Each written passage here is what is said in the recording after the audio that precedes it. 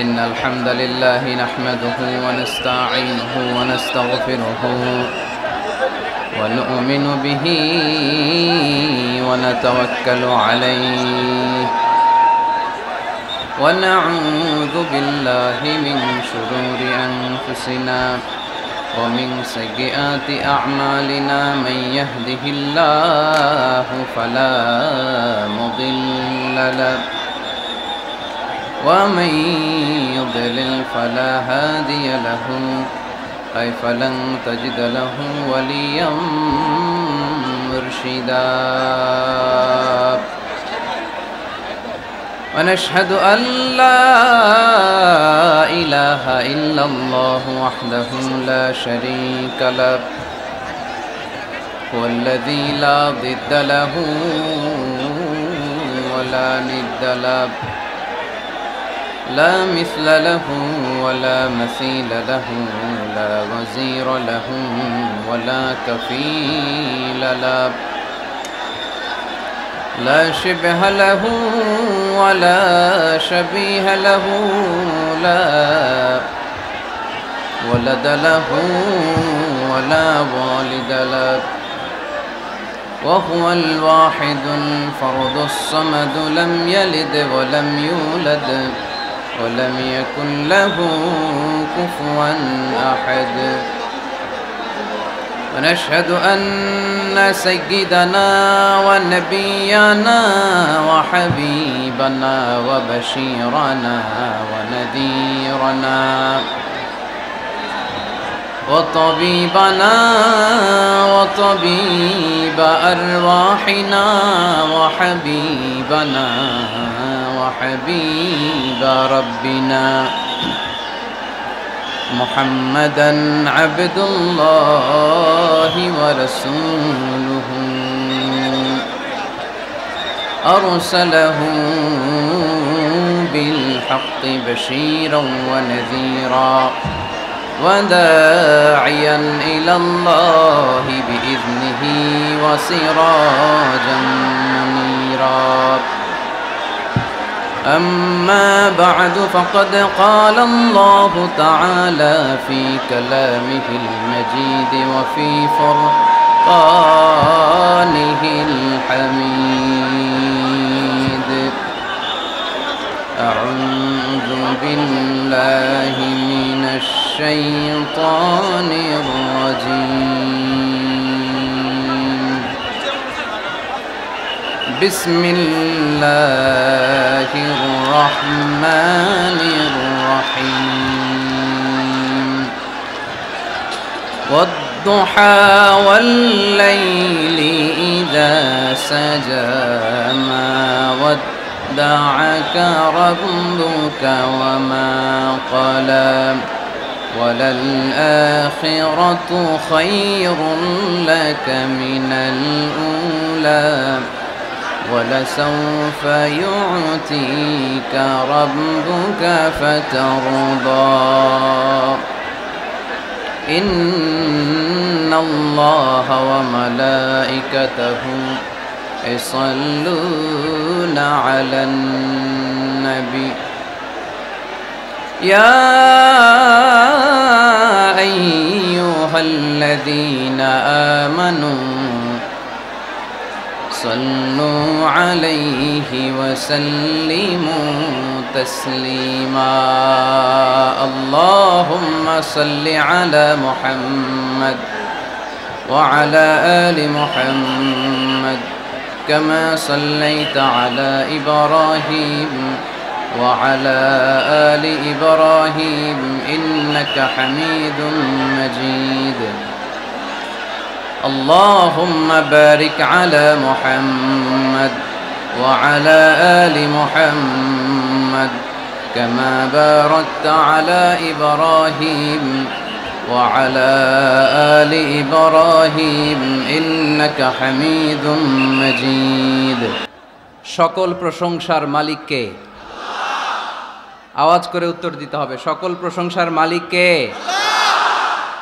সকল ক্ষমতার উৎস কে? কেউ যেটা পারে না পারে কে? কেউ যেটা দেখে না দেখে কে? কেউ যেটা দেয় না দেয় কে? সে আল্লাহর জন্য আমরা আওয়াজ করে পড়ব আলহামদুলিল্লাহ। সবাই পড়ি রব্বানা লাকাল হামদ হামদান কাসীরান তাইয়িবান মুবারাকান ফীহি ইয়া রাব্বি লাকাল হামদু কামা ইয়ানবাগি লিজালালি ওয়াজহিকা ওয়া আযীমি সুলতানিকা। লাকাল হামদু বিল ঈমান লাকাল হামদু বিল ইসলাম লাকাল হামদু বিল কুরআন। আমরা প্রশংসা করলাম কার? সব সময় প্রশংসা করতে হবে কার? খাওয়ার সময়, ঘুমানোর সময়, ইবাদতের সময়। 13তম ঐতিহাসিক তাফসিরুল কোরআনের প্রোগ্রাম, তার মানে প্রায় 13টি বছর ধরে এই ময়দানে কথা হয়। আমরা খুশি না বেজার? এই ময়দানে কিয়ামত পর্যন্ত কোরআনের কথা চলুক, হক কথাগুলো ছড়িয়ে পড়ুক, আমরা চাই কি চাই না? আপনাদের শুকরিয়া যে আমাকে আপনারা রেখেছেন প্রধান আলোচক। আমার আগে কথা বলেছে হযরত মাওলানা মুফতি আলী আকবর সাহেব, মুহাদ্দিস, বড় আইলাচাড়া মাদ্রাসা, কুষ্টিয়া। আজকের এই প্রোগ্রামের প্রধান অতিথি আমার সম্মানিত বড় ভাই মোহাম্মদ শাহিদুজ্জামান টরিক, পরিচালক, 5 কমলাপুর দারুল উলুম হাফিজিয়া কওমিয়া মাদ্রাসা। আসার পথেই দেখছিলাম উনি বিশিষ্ট শিল্পপতি, ব্যবসায়ী এবং সমাজসেবক, সিঙ্গাপুর বাংলাদেশ চেম্বার অফ কমার্সের ফরমার প্রেসিডেন্ট। আমি সিঙ্গাপুরে গেলে ওনার ওখানে থাকি এবং কোরবানির ঈদের আগে সিঙ্গাপুর বাংলাদেশ কমিউনিটির আয়োজনে কিছু প্রোগ্রামও করে এসেছে আলহামদুলিল্লাহ। আজকের প্রোগ্রামের সভাপতিত্ব করছেন হযরত মাওলানা আব্দুল হামিদ সাহেব, মুহতামিম, 5 কমলাপুর দারুল উলুম হাফিজিয়া কওমিয়া মাদ্রাসা। হুজুর আসছে? আলহামদুলিল্লাহ, মাশাআল্লাহ মাশাআল্লাহ। আজকের এই প্রোগ্রামে উপস্থিত আছেন আপনাদের এই চুয়াডাঙ্গা, প্রাণের জেলা চুয়াডাঙ্গার সম্মানিত এসপি মহোদয়, police super mister Zahidul Hasan, কিছুক্ষণ আগে আপনাদের সামনে কথা রেখেছেন। উপস্থিত আছেন mister Riazul Islam Joardar, ex mayor Chuadanga. উপস্থিত আছেন কারেন্ট মেয়র, কি নাম, জিপু চৌধুরী। যারাই আজকের প্রোগ্রামকে সাফল্যমণ্ডিত করার জন্য এ বিশাল কোরআনের গ্যাদারিংয়ে উপস্থিত হয়েছেন, আমি তাদের সবাইকে অন্তরের অন্তঃস্থল থেকে শুকরিয়া জানাই। বিশেষ করে চুয়াডাঙ্গা জেলা সদরের যে পুলিশের ওসি আছে এবং আলমডাঙ্গা থানার ওসি, তাদের টিম, এবং বিশেষ করে আন্তরিকভাবে আপনাদের এ চুয়াডাঙ্গা জেলার এসপি মহোদয় জাহিদুল ইসলাম ভাই উপস্থিত আছেন। আমি চুয়াডাঙ্গা জেলা শহর থেকে প্রায় 10 কিলোমিটার পথ পাড়ি দিয়ে এসেছি। পুরো রাস্তায় মানুষ ব্লক ছিল। এখানে যত মানুষ তার চেয়ে 3-4 গুণ মানুষ রাস্তায় দাঁড়িয়ে আছে। এখানেও 3-4 লক্ষ লোক হয়ে যাবে। তো এই ভালোবাসাটা শুধু কোরআনের জন্য, ঠিক কিনা? মিডিয়ার ভাইরা যারা এসেছেন আপনাদের শুকরিয়া জানাই। তারপরে রাজনৈতিক ব্যক্তিবর্গ যারা এসেছেন শুকরিয়া জানাই। অন্য ধর্মের ভাইরা যদি থাকেন তাদেরকেও শুকরিয়া জানাই। মা বোনদের জন্য কয়েকটি প্যান্ডেল করা হয়েছে, আমি মা বোনদেরকে শুকরিয়া জানাই। যারাই আজকের এই প্রোগ্রামে আমরা আসতে পারলাম, বসতে পারলাম, আল্লাহ এই প্রোগ্রামটা যেন কিয়ামতের ময়দানে আমাদের নাজাতের ওসিলা হয়ে যায়, আমরা পড়ি আমিন। আমরা আল্লাহর কাছে আসলে নাজাত চাই, তাই না? মুক্তি চাই, আমরা নাজাত চাই। আওয়াজ করে বলেন, কি চাই? আল্লাহ যদি কিয়ামতের দিন বলে এত লক্ষ মানুষের ভিড়ে সেদিন শুধু কোরআনের জন্য, ইসলামের জন্য, আমার ভালোবাসায়, নবীর ভালোবাসায় চুয়াডাঙ্গার আলমডাঙ্গা থানায় তুমি কষ্ট করে ওই মাহফিলে উপস্থিত হয়ে কোরআনের মাহফিলকে সার্থক করেছো, যাও, এর ওসিলায় তোমারে আমি মাফ করে দিলাম, এই ঘোষণা যদি আল্লাহ সেদিন দেয়, ভাল লাগবে আপনাদের? সবার ভাল লাগবে? আসলে আমাদের অনেক ভালো লাগবে, কারণ আমরা নাজাত চাই। কি চাই? আর কিছু যে চাই না আমি, চাই গো নাজাত, আল্লাহ তোমার কাছে আমার এই মুনাজাত, আল্লাহ তোমার কাছে আমার এই মুনাজাত। সবাই পড়েন আমার সাথে, আর কিছু যে চাই না আমি, চাই গো নাজাত, আল্লাহ তোমার কাছে আমার এই মুনাজাত, আল্লাহ তোমার কাছে আমার এই মুনাজাত। পড়েন আমিন। আরো জোরে পড়তে হবে আমিন। আজকের এই ইসলামের জন্য এই গণজোয়ারকে আল্লাহ ইসলামের বিজয়ের জন্য কবুল করুক, পড়ি আমিন। এই যে লক্ষ লক্ষ মানুষ আজকে চুয়াডাঙ্গার আলমডাঙ্গা থানায় উপস্থিত হয়েছে, আজকে মাহফিলের পরে টরিক ভাই বিরিয়ানির প্যাকেট দিবেন নাকি? নগদ টাকা দেয়া হবে?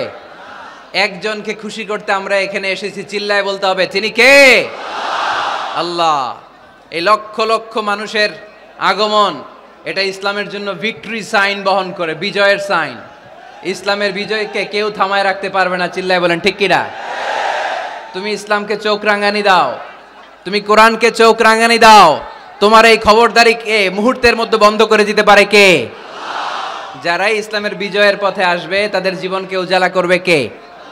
আর যারা ইসলামের বিরুদ্ধে ষড়যন্ত্র করে তাদের সাথে আমাদের কোনো সম্পর্ক। আমরা ইসলামের জন্য আমাদের জীবন দিতে প্রস্তুত, চিল্লায় বলেন ঠিক কিনা? আমাদের জান মান কুরবান করতে প্রস্তুত, চিল্লায় বলেন ঠিক কিনা? সকল ষড়যন্ত্রের বাধাকে ছিন্ন করে কালিমার পতাকা উঠানোর জন্য আমরা প্রস্তুত, চিল্লায় বলো ঠিক কিনা? সম্মানিত সুধী, অনেক বড় গ্যাদারিং, তাই লম্বা চূড়া কথা বলা যাবে না। কারণ আল্লাহ রাসূল সাল্লাল্লাহু আলাইহি ওয়াসাল্লাম বলেছেন, খুতাবুকুম তাওয়িলা ওয়া সালাওয়াতুকুম কাসীরা। কিয়ামতের আগে তোমাদের বক্তব্য হয়ে যাবে, ইসলামী বক্তব্য হবে লম্বা, সালাত হয়ে যাবে খাটো। Your Islamic lectures will be longer before the day of judgment, and your salah 5 times a day will be very shorter. কিয়ামতের আগে সালাত হয়ে যাবে খাটো, বক্তব্য হয়ে যাবে লম্বা। তার নমুনা সমাজে আছে না নাই? ঘন্টার পর ঘন্টা মানুষ বক্তব্য শুনতে চায়, কিন্তু নামাজ পড়তে চায় না, আছে না নাই? চুয়াডাঙ্গার আলমডাঙ্গায় মনে হয় এগুলো নাই। না না নাই। এই যে এত টুপিওয়ালা দাড়িওয়ালা, এটা প্রমাণ করে এখানকার সবাই নামাজি। আছে আছে, এগুলো থেকে আমাদের বেরিয়ে আসতে হবে। যেহেতু অনেক বড় গ্যাদারিং, লম্বা চূড়া কথা বলবো না। আর যেহেতু বিশৃঙ্খলা আপনারা থামাচ্ছেন না, কথা বলার তো সুযোগই নাই। তো অল্প কয়েকটা কথা বলে আজকের এই বড় মাহফিল আমরা শেষ করে দেব ইনশাআল্লাহ। পড়েন, আওয়াজ করে পড়তে হবে ইনশাআল্লাহ। যেহেতু মহিলা প্যান্ডেলে অনেক মা বোনেরা এসেছে, মা বোনদের জন্য দু একটা কথা বলেই আমি মূল তাফসিরের দিকে যাচ্ছি। আল্লাহ রাসূল সাল্লাল্লাহু আলাইহি ওয়াসাল্লাম বলেছেন, দুনিয়া কুল্লুহা মাতা ওয়া খায়রু মাতাঈদ দুনিয়া আল মারআতু সালিহা। এই দুনিয়াতে যা দেখা যায় সব সম্পদ, বাড়ি গাড়ি ব্যাংক ব্যালেন্স ফ্যাক্টরি, এগুলো সম্পদ। দু চোখে যা দেখো সব সম্পদ। আর এই সব সম্পদের মধ্যে শ্রেষ্ঠ সম্পদ হচ্ছে নেককার নারী। সুবহানাল্লাহ পড়তে পারলেন না? এ দুনিয়ার যত সম্পদ আছে সব সম্পদের মধ্যে শ্রেষ্ঠতম সম্পদ হচ্ছে নেককার নারী, যেটা টাকা দিয়ে কেনা যায় না। তাই আমি বলি, নারীদের পেট হচ্ছে এটা খনির মতো, খনি। আপনারা কি তেলের খনির নাম শুনেছেন? তেলের খনি, গ্যাসের খনি, কয়লার খনি, সোনার খনি, হীরার খনি।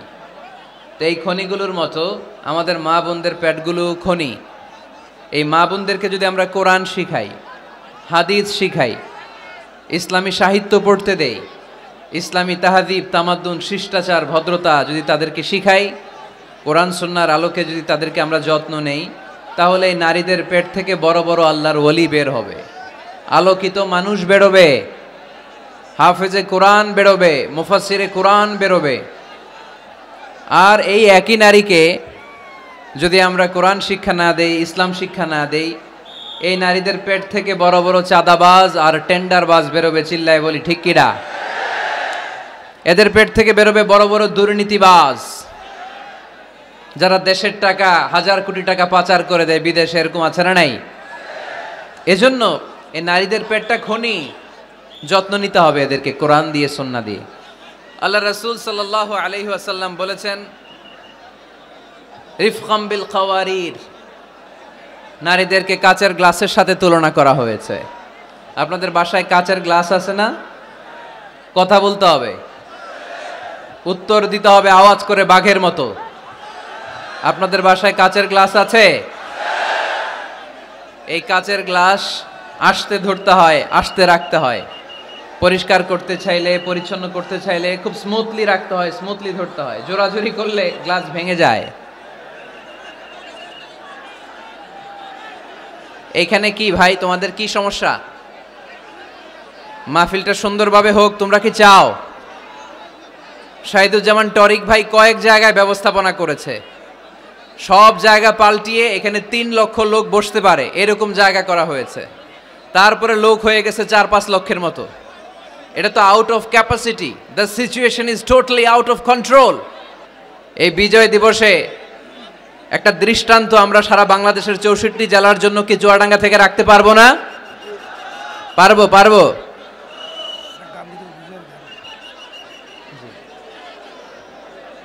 আজকের এই বিজয় দিবসে দেখিয়ে দিতে হবে যে 9 মাস রক্তক্ষয়ী যুদ্ধের মাধ্যমে যেমনি আমরা গোটা বিশ্বে এক বিরল দৃষ্টান্ত এক্সাম্পল স্থাপন করেছি, আজকে চুয়াডাঙ্গার আলমডাঙ্গা থানা তো একটা দৃষ্টান্ত স্থাপন করতে হবে তোমাদেরকে, যে লক্ষ লক্ষ লোক জায়গা ছিল না, আমরা দাঁড়িয়ে দাঁড়িয়ে ঘেমে অস্থির হয়ে কোরআনের কথা শুনেছি। এই জায়গাটাতে এত ধাক্কাধাক্কি করলে তো চলবে না রে ভাই। জায়গা পাওয়া না গেলে আস্তে করে পেছনের দিকে তোমরা মুভ করো, কিন্তু প্যান্ডেলের এত কাছে যদি আওয়াজ করো তাহলে তো কথা বলা যাবে না। কয়েকবার আমি আলোচনা থামিয়ে তোমাদেরকে শান্ত করার চেষ্টা করলাম, কিন্তু ব্যর্থ হয়েছি।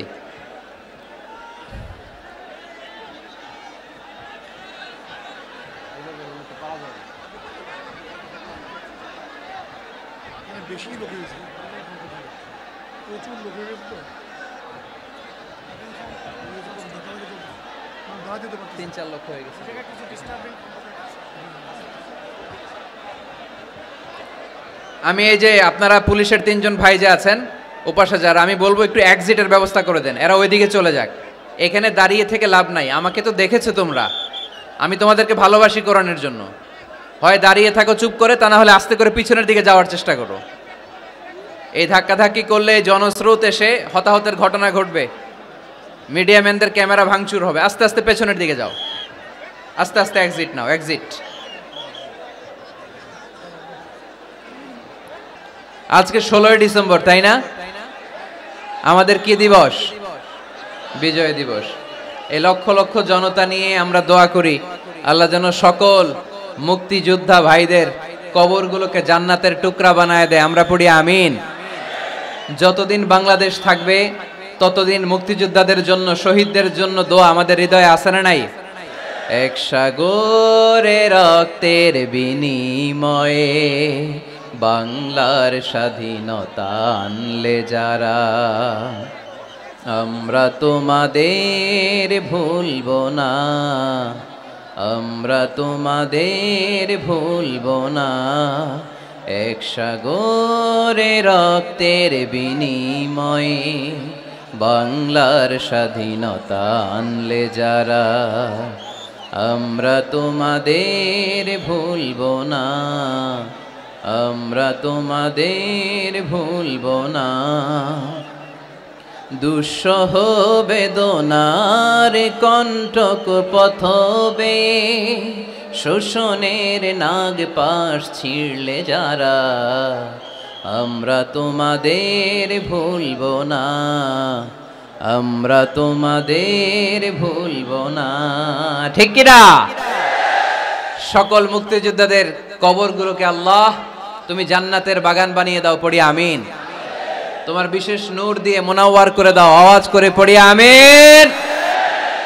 এ দুনিয়াতে যা দেখা যায় সব সম্পদ, আর এই সম্পদের মধ্যে শ্রেষ্ঠ সম্পদ হচ্ছে নেককার নারী। তাই বোনদেরকে যেন আমরা কোরআন সুন্নাহর পথে আসার সুযোগ করে দেই, তাদেরকে যেন ইসলামী লেকচার পড়ার সুযোগ করে দেই, ইসলামী বই পড়ার সুযোগ করে দেই। ইসলাম বলেছে খায়রুকুম মান বুখিরা বিল উনসা, যে ঘরের প্রথম সন্তান কন্যা ওই ঘরটারে বরকত দিয়ে ভরে দেয় কে? আপনাদের ঘরে সর্বপ্রথম মেয়ে হয়েছে কার কার? দেখি প্রথম মেয়ে কার? মাশাআল্লাহ, আমারও 2 মেয়ে, আপনার 2 মেয়ে, মাশাআল্লাহ। হাত নামান চুয়াডাঙ্গার ভাইরা, হাত নামান। তো এই ঘরগুলো বরকতময়। আল্লাহ রাসূল সাল্লাল্লাহু আলাইহি ওয়াসাল্লামের 3 ছেলে ছিল, একজনও বেঁচে ছিল না, আল্লাহ নিয়ে গেলেন ছোটবেলায়। 4 মেয়ে ছিল, ওনারা বেঁচে ছিলেন, রুকাইয়া, যায়েনাব, উম্মি কুলসুম আর ফাতেমা। আওয়াজ করে পড়েন সুবহানাল্লাহ। ফাতেমা রাদিয়াল্লাহু তাআলা আনহাকে আল্লাহ রাসূল সাল্লাল্লাহু আলাইহি ওয়াসাল্লাম খুব বেশি ভালোবাসতেন। আল্লাহ রাসূল সাল্লাল্লাহু আলাইহি ওয়াসাল্লাম বলতেন ফাতেমা তু বিদউম মিন্নি, ফাতেমা আমার কলিজার টুকরা। যে ফাতেমারে কষ্ট দেয় সেজন্য আমি নবীকে কষ্ট দেয়, আর যে ফাতেমার মুখে হাসি ফুটায় সেজন্য আমি বিশ্ব নবীর মুখে হাসি ফুটাই। সুবহানাল্লাহ। রাসূল সাল্লাল্লাহু আলাইহি ওয়াসাল্লাম কোন সফরে গেলে সব শেষে ফাতেমা রাদিয়াল্লাহু তাআলা আনহার সাথে দেখা করে যেতেন। আবার সফর থেকে যখন আল্লাহ রাসূল সাল্লাল্লাহু আলাইহি ওয়াসাল্লাম ঘরে ফিরতেন তখন এসেই আল্লাহ রাসূল সাল্লাল্লাহু আলাইহি ওয়াসাল্লাম ফাতেমা রাদিয়াল্লাহু তাআলা আনহার সাথে দেখা করতেন। নারীদেরকে খুব ভালোবাসতেন, বলতেন রিফকাম বিল কাওয়ারির, কাচের গ্লাসের সাথে আল্লাহ রাসূল নারীদেরকে তুলনা দিয়েছেন। কাচের গ্লাস যেমনি আস্তে রাখি, আস্তে ধরি, আস্তে উঠাই, আমাদের মা বোনদের সাথে যেন আমরা খারাপ আচরণ না করি, আমরা যেন মেজাজ না দেখাই, আমরা যেন মুচকি হাসি দিয়ে কথা বলি। এদিকে বিবাহিত আছেন কারা কারা আজকে দেখি? বিবাহিত? এই ছোট বাচ্চারা তোমরা হাত তুলো না আবার। মাশাআল্লাহ, হাত নামান।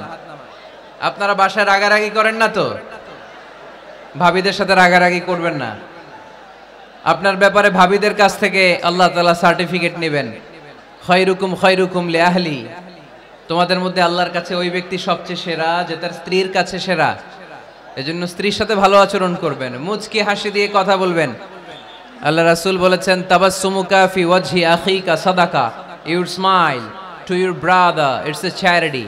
তুমি তোমার ভাইয়ের দিকে তাকিয়ে যে মুচকি হাসি দাও, ওই মুচকি হাসি দিলেও সৎকার সওয়াব দেয় কে? আপনি স্ত্রীর সাথে মুচকি হাসবেন, সওয়াব আছে না নাই? স্ত্রীকে ভালোবাসার কথা শোনাবেন, সওয়াব আছে না নাই?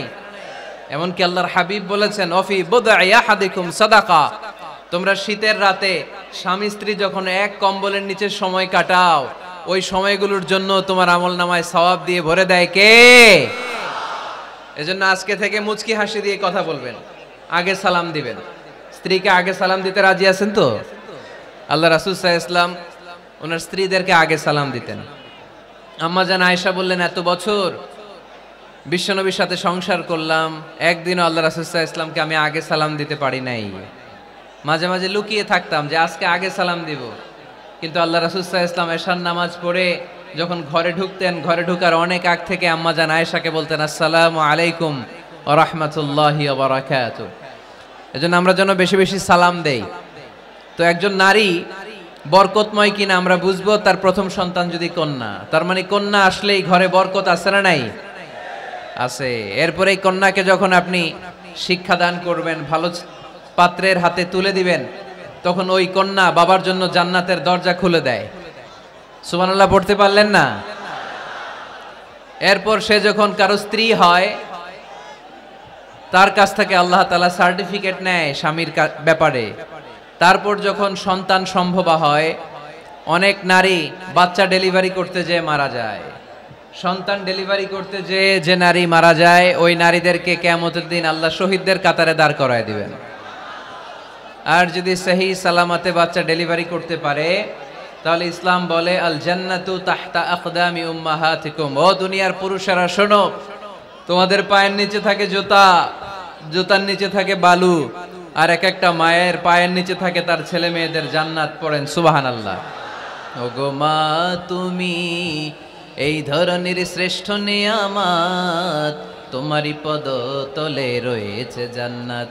ওগো মা তুমি এই ধরনের শ্রেষ্ঠ নিয়ামত, তোমারই পদ তলে রয়েছে জান্নাত। সুবহানাল্লাহ পড়েন।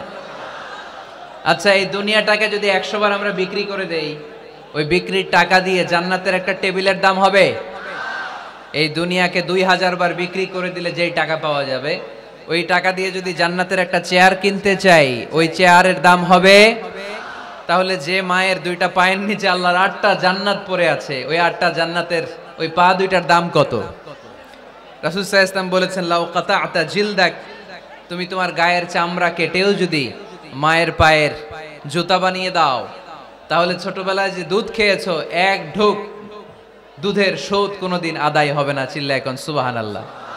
মায়ের এক ধার দুধের দাম, কাটিয়া গায়ের চাম, পাপোশ বানাইলেও ঋণের শোধ হবে না।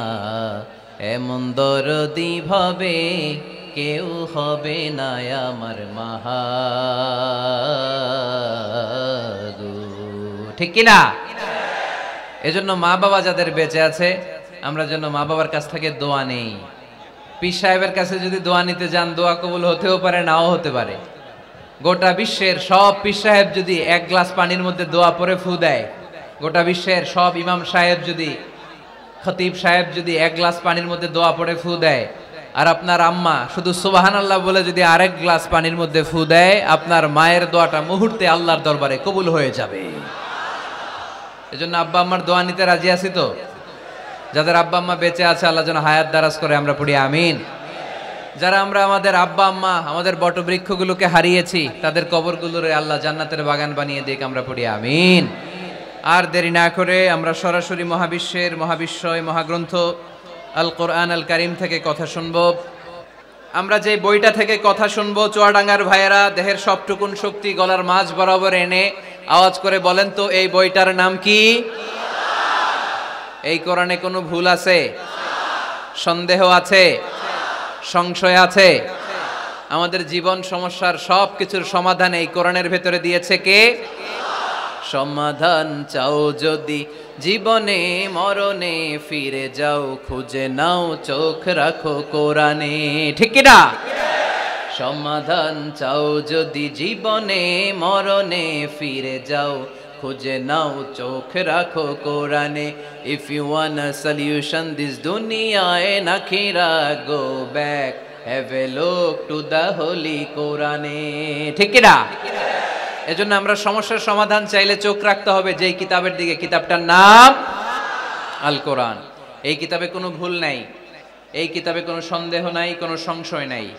এই কিতাবে যে সন্দেহ নাই, এই কথা কোরআনে বলে দিয়েছে কে? রব্বুল আলামিন বলেন, যালিকাল কিতাবু লা রাইবা ফীহি হুদাল লিল মুত্তাকিন। সবাই পড়েন আমার সাথে, যালিকাল কিতাবু লা রাইবা ফীহি হুদাল লিল মুত্তাকিন। This is the book, the most authentic and original book in the world. There is no doubt in it and a guidance to those who are muttaqin. এই বইটা এমন বই যেখানে কোনো ভুল নাই, কোনো সন্দেহ নাই, কোনো সংশয় নাই। মুত্তাকিনদের জন্য এই বইয়ের ভেতরে হেদায়েত রেখে দিয়েছে কে? আল্লাহ। আবার রব্বুল আলামিন বলেন, আলিফ লাম রা, কিতাবুন আনজালনাহু ইলাইকা লিতুখরিজান الناس من الظلمات إلى النور. O Muhammad sallallahu alayhi wa sallam, I've revealed this holy and sacred book unto you in order to lead the mankind out of darkness into the light. O Nabi, আমি কেন এই কোরআনকে আপনার কাছে পাঠিয়েছি আপনি জানেন? অন্ধকারাচ্ছন্ন মানুষগুলোকে আলোর পথে নিয়ে যাওয়ার জন্য, জাহান্নামীগুলারে জান্নাতি বানানোর জন্য, রাম আর বামপন্থী গুলারে ডানপন্থী বানানোর জন্য। চিল্লায় বলো ঠিক কিনা? এজন্য কোরআনের সাথে আমাদের অ্যাটাচমেন্ট বাড়ানোর দরকার আছে না নাই? আমরা যেন বেশি বেশি কোরআনের সাথে সম্পর্ক বাড়াতে পারি, কোরআনকে যেন আমরা বন্ধু বানাই। আমাদের বন্ধু হবে কোরআন। আমাদের বন্ধু হবে কি? আমাদের নিঃসঙ্গ সময়ের বন্ধু হতে হবে কোরআন। এই কোরআন যদি দুনিয়াতে আমরা বন্ধু বানাতে পারি কোরআনকে, কবরেও এই কোরআনকে আমাদের বন্ধু বানায় দিবে কে? কিয়ামতের ময়দানে ওই কোরআনকে আমাদের জন্য সুপারিশকারী করে বানাবে কে?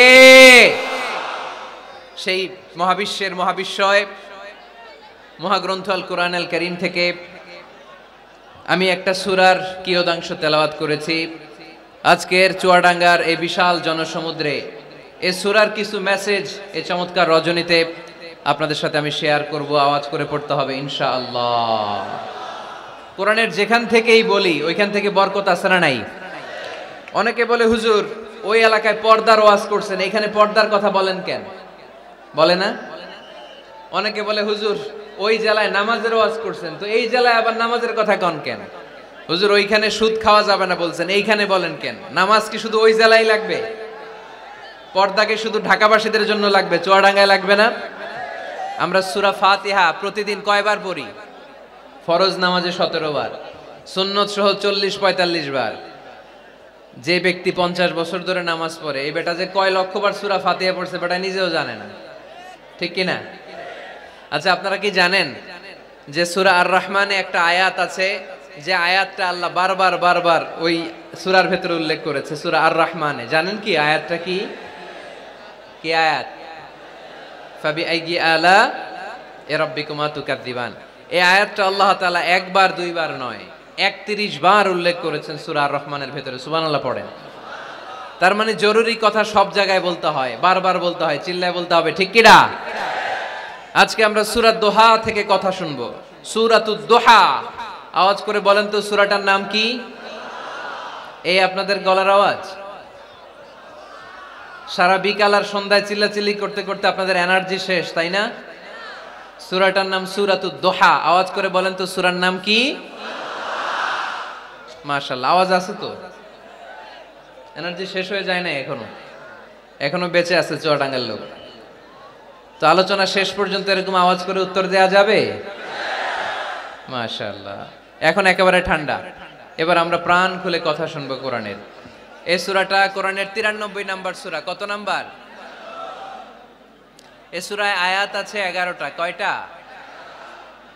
এই সূরাটা মাক্কি সূরা। কি সূরা? মাশাআল্লাহ। আমি সবসময় বলি, যেহেতু লক্ষ লক্ষ মানুষের গ্যাদারিং, আমরা যদি ক্লাসের মতো করে প্রশ্ন করি, উত্তর করি, তাহলে আপনাদের মনে থাকবে, কিছু মেসেজ নিয়ে যেতে পারবেন। এজন্য কষ্ট হলেও শেষ পর্যন্ত উত্তর দেওয়া যাবে বাঘের বাচ্চার মতো চিল্লায়া, ইনশাআল্লাহ। তাহলে আমি প্রশ্ন করি, উত্তর দেন। আওয়াজ করে বলেন তো সূরাটার নাম কি? কত নাম্বার সূরা? আয়াত সংখ্যা কত? সূরাটা মাদানী সূরা। কি সূরা? মাশাআল্লাহ, মনে রাখছেন তো দেখি। এই সূরাটা একটা আশা জাগা নিয়ে সূরা। হতাশ ব্যক্তিদের জন্য এই সূরায় মেডিসিন আছে, প্রেসক্রিপশন আছে, আছে রেমেডি। এই সূরার সেন্ট্রাল থিম বা কেন্দ্রীয় আলোচ্য বিষয় হচ্ছে মুমিন কখনো হতাশ হয় না, মুমিন কখনো নিরাশ হয় না, মুমিন কখনো হাল ছেড়ে দেয় না, মুমিন ভরসা রাখে একজনের উপর। চিল্লায় বলতে হবে, তিনি কে? লা তাইয়াসু মির রাউহিল্লাহ ইন্নাহু লা ইয়াইয়াসু মির রাউহিল্লাহি ইল্লাল কওমুল কাফিরুন। সাইয়েদনা ইয়াকুব আলাইহিস সালাম তার ছেলেদেরকে বলেছিলেন, কলিজার টুকরা, আমার বাছাধনেরা, আল্লাহর রহমত থেকে নিরাশ হয়ো না। আল্লাহর দয়া, কৃপা, করুণা, মার্সি, ব্লেসিংস এন্ড বাউন্টিজ থেকে নিরাশ হয়ো না। কাফেররা ছাড়া আল্লাহর রহমত থেকে কেউ নিরাশ হয় না। মুমিন কখনো আল্লাহর রহমত থেকে নিরাশ হয় না। হ্যাঁ, মুমিনের জীবনে বিপদ আসে, ক্রাইসিস আসে, সংকট আসে। বিপদ নাই, সমস্যা নাই, পেরেশানি নাই, এরকম জীবন কারো আছে? কেউ দাঁড়ায় বলতে পারবেন, হুজুর আমার জীবনে কোনো বিপদ নাই, কোনো সমস্যা নাই? কেউ বলতে পারবেন? বিপদ, পরীক্ষা আল্লাহ আমাদেরকে দেয় পরীক্ষা করবার জন্য, ঠিক কিনা?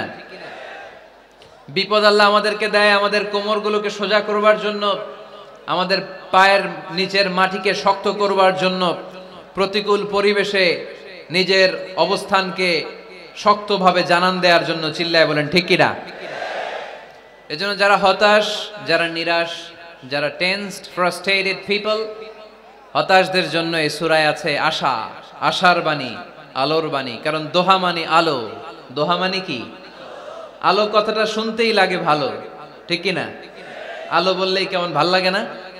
কারণ আশার আলো, এটা সম্ভাবনার আলো। অন্ধকার দেখলে বাচ্চারা ভয় পায়, আলো দেখলে বাচ্চারা ভয় পায়। এজন্য আমরা অন্ধকার চাই না, আমরা চাই আলোর পথ। এই কোরআন এসেছে আমাদেরকে আলোকিত করতে, ঠিক কিনা? আল্লাহ রাসূল সাল্লাল্লাহু আলাইহি ওয়াসাল্লামের খুব মন খারাপ, তিনি খুব বিচলিত, তিনি খুব পেরেশান। আল্লাহ রাসূল সাল্লাল্লাহু আলাইহি ওয়াসাল্লামের পেরেশানি দূর করার জন্য সান্ত্বনার বাণী হিসেবে আল্লাহ তাআলা এই সূরাটা আল্লাহ রাসূলের জন্য ডেডিকেট করে নাজিল করেছেন। চিল্লায় পড়েন সুবহানাল্লাহ। আর আল্লাহ বুঝাতে চেয়েছেন, আমার নবীকে আমি যেভাবে পেরেশানি দূর করেছি, সাহায্য করেছি, মুমিনদের জীবনেও আমি আল্লাহর পক্ষ থেকে সাহায্য আছে না নাই? এজন্য আমরা কখনো হতাশ হব না। এই মেসেজটা যদি বাড়িতে আজকে নিয়ে যেতে পারো চুয়াডাঙ্গার ছেলেরা, অনেকে হতাশ ব্যক্তি জীবনে, পেশাগত জীবনে, পারিবারিক জীবনে হতাশ, চাকরি হয় না, ব্যবসায় মন্দা। যাদের ব্যবসা মন্দা, এই শাহিদুজ্জামান টরিক ভাইয়ের সাথে দেখা করবা। সফল ব্যবসায়ী, বাংলাদেশ কাঁপায়, এখন সিঙ্গাপুর কাঁপাইতেছে। তো তোমরা ওনাকে ধরবা টাইট করে, যে ভাই কিভাবে আপনি সফল হলেন, শোনান আপনার সফল হওয়ার গল্প। How to succeed in life, কিভাবে ব্যবসায় সফল হতে হয়, কিভাবে আইকন হতে হয়, শহীদ ভাইয়ের কাছ থেকে চুয়াডাঙ্গার ছেলেরা জেনে নিবা, মুমিন কখনো হতাশ হয় না। আজকের মাহফিল থেকে এতটুকু যদি এই জনসমুদ্র থেকে আমরা বাসায় নিয়ে যেতে পারি যে আমরা কখনো হতাশ হব না, আমরা নিরাশ হব না, শেষ নিঃশ্বাস থাকা পর্যন্ত আমরা হাল ছেড়ে দিব না, আমরা ভরসা রাখবো সব সময় একজনের উপর, চিল্লায় বলতে হবে তিনি কে?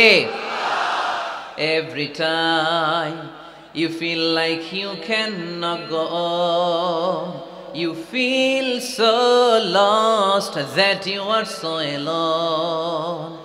Every time you feel like you cannot go on, you feel so lost that you are so alone.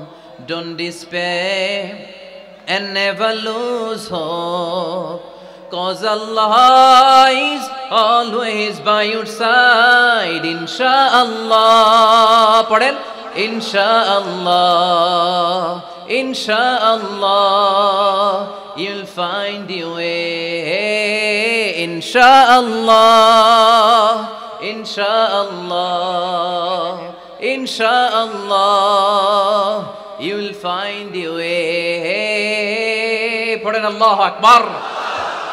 আমরা কখনো নিরাশ হই না, আমরা হতাশ হই না, আমরা ভরসা রাখি একজনের উপর, তিনি কে?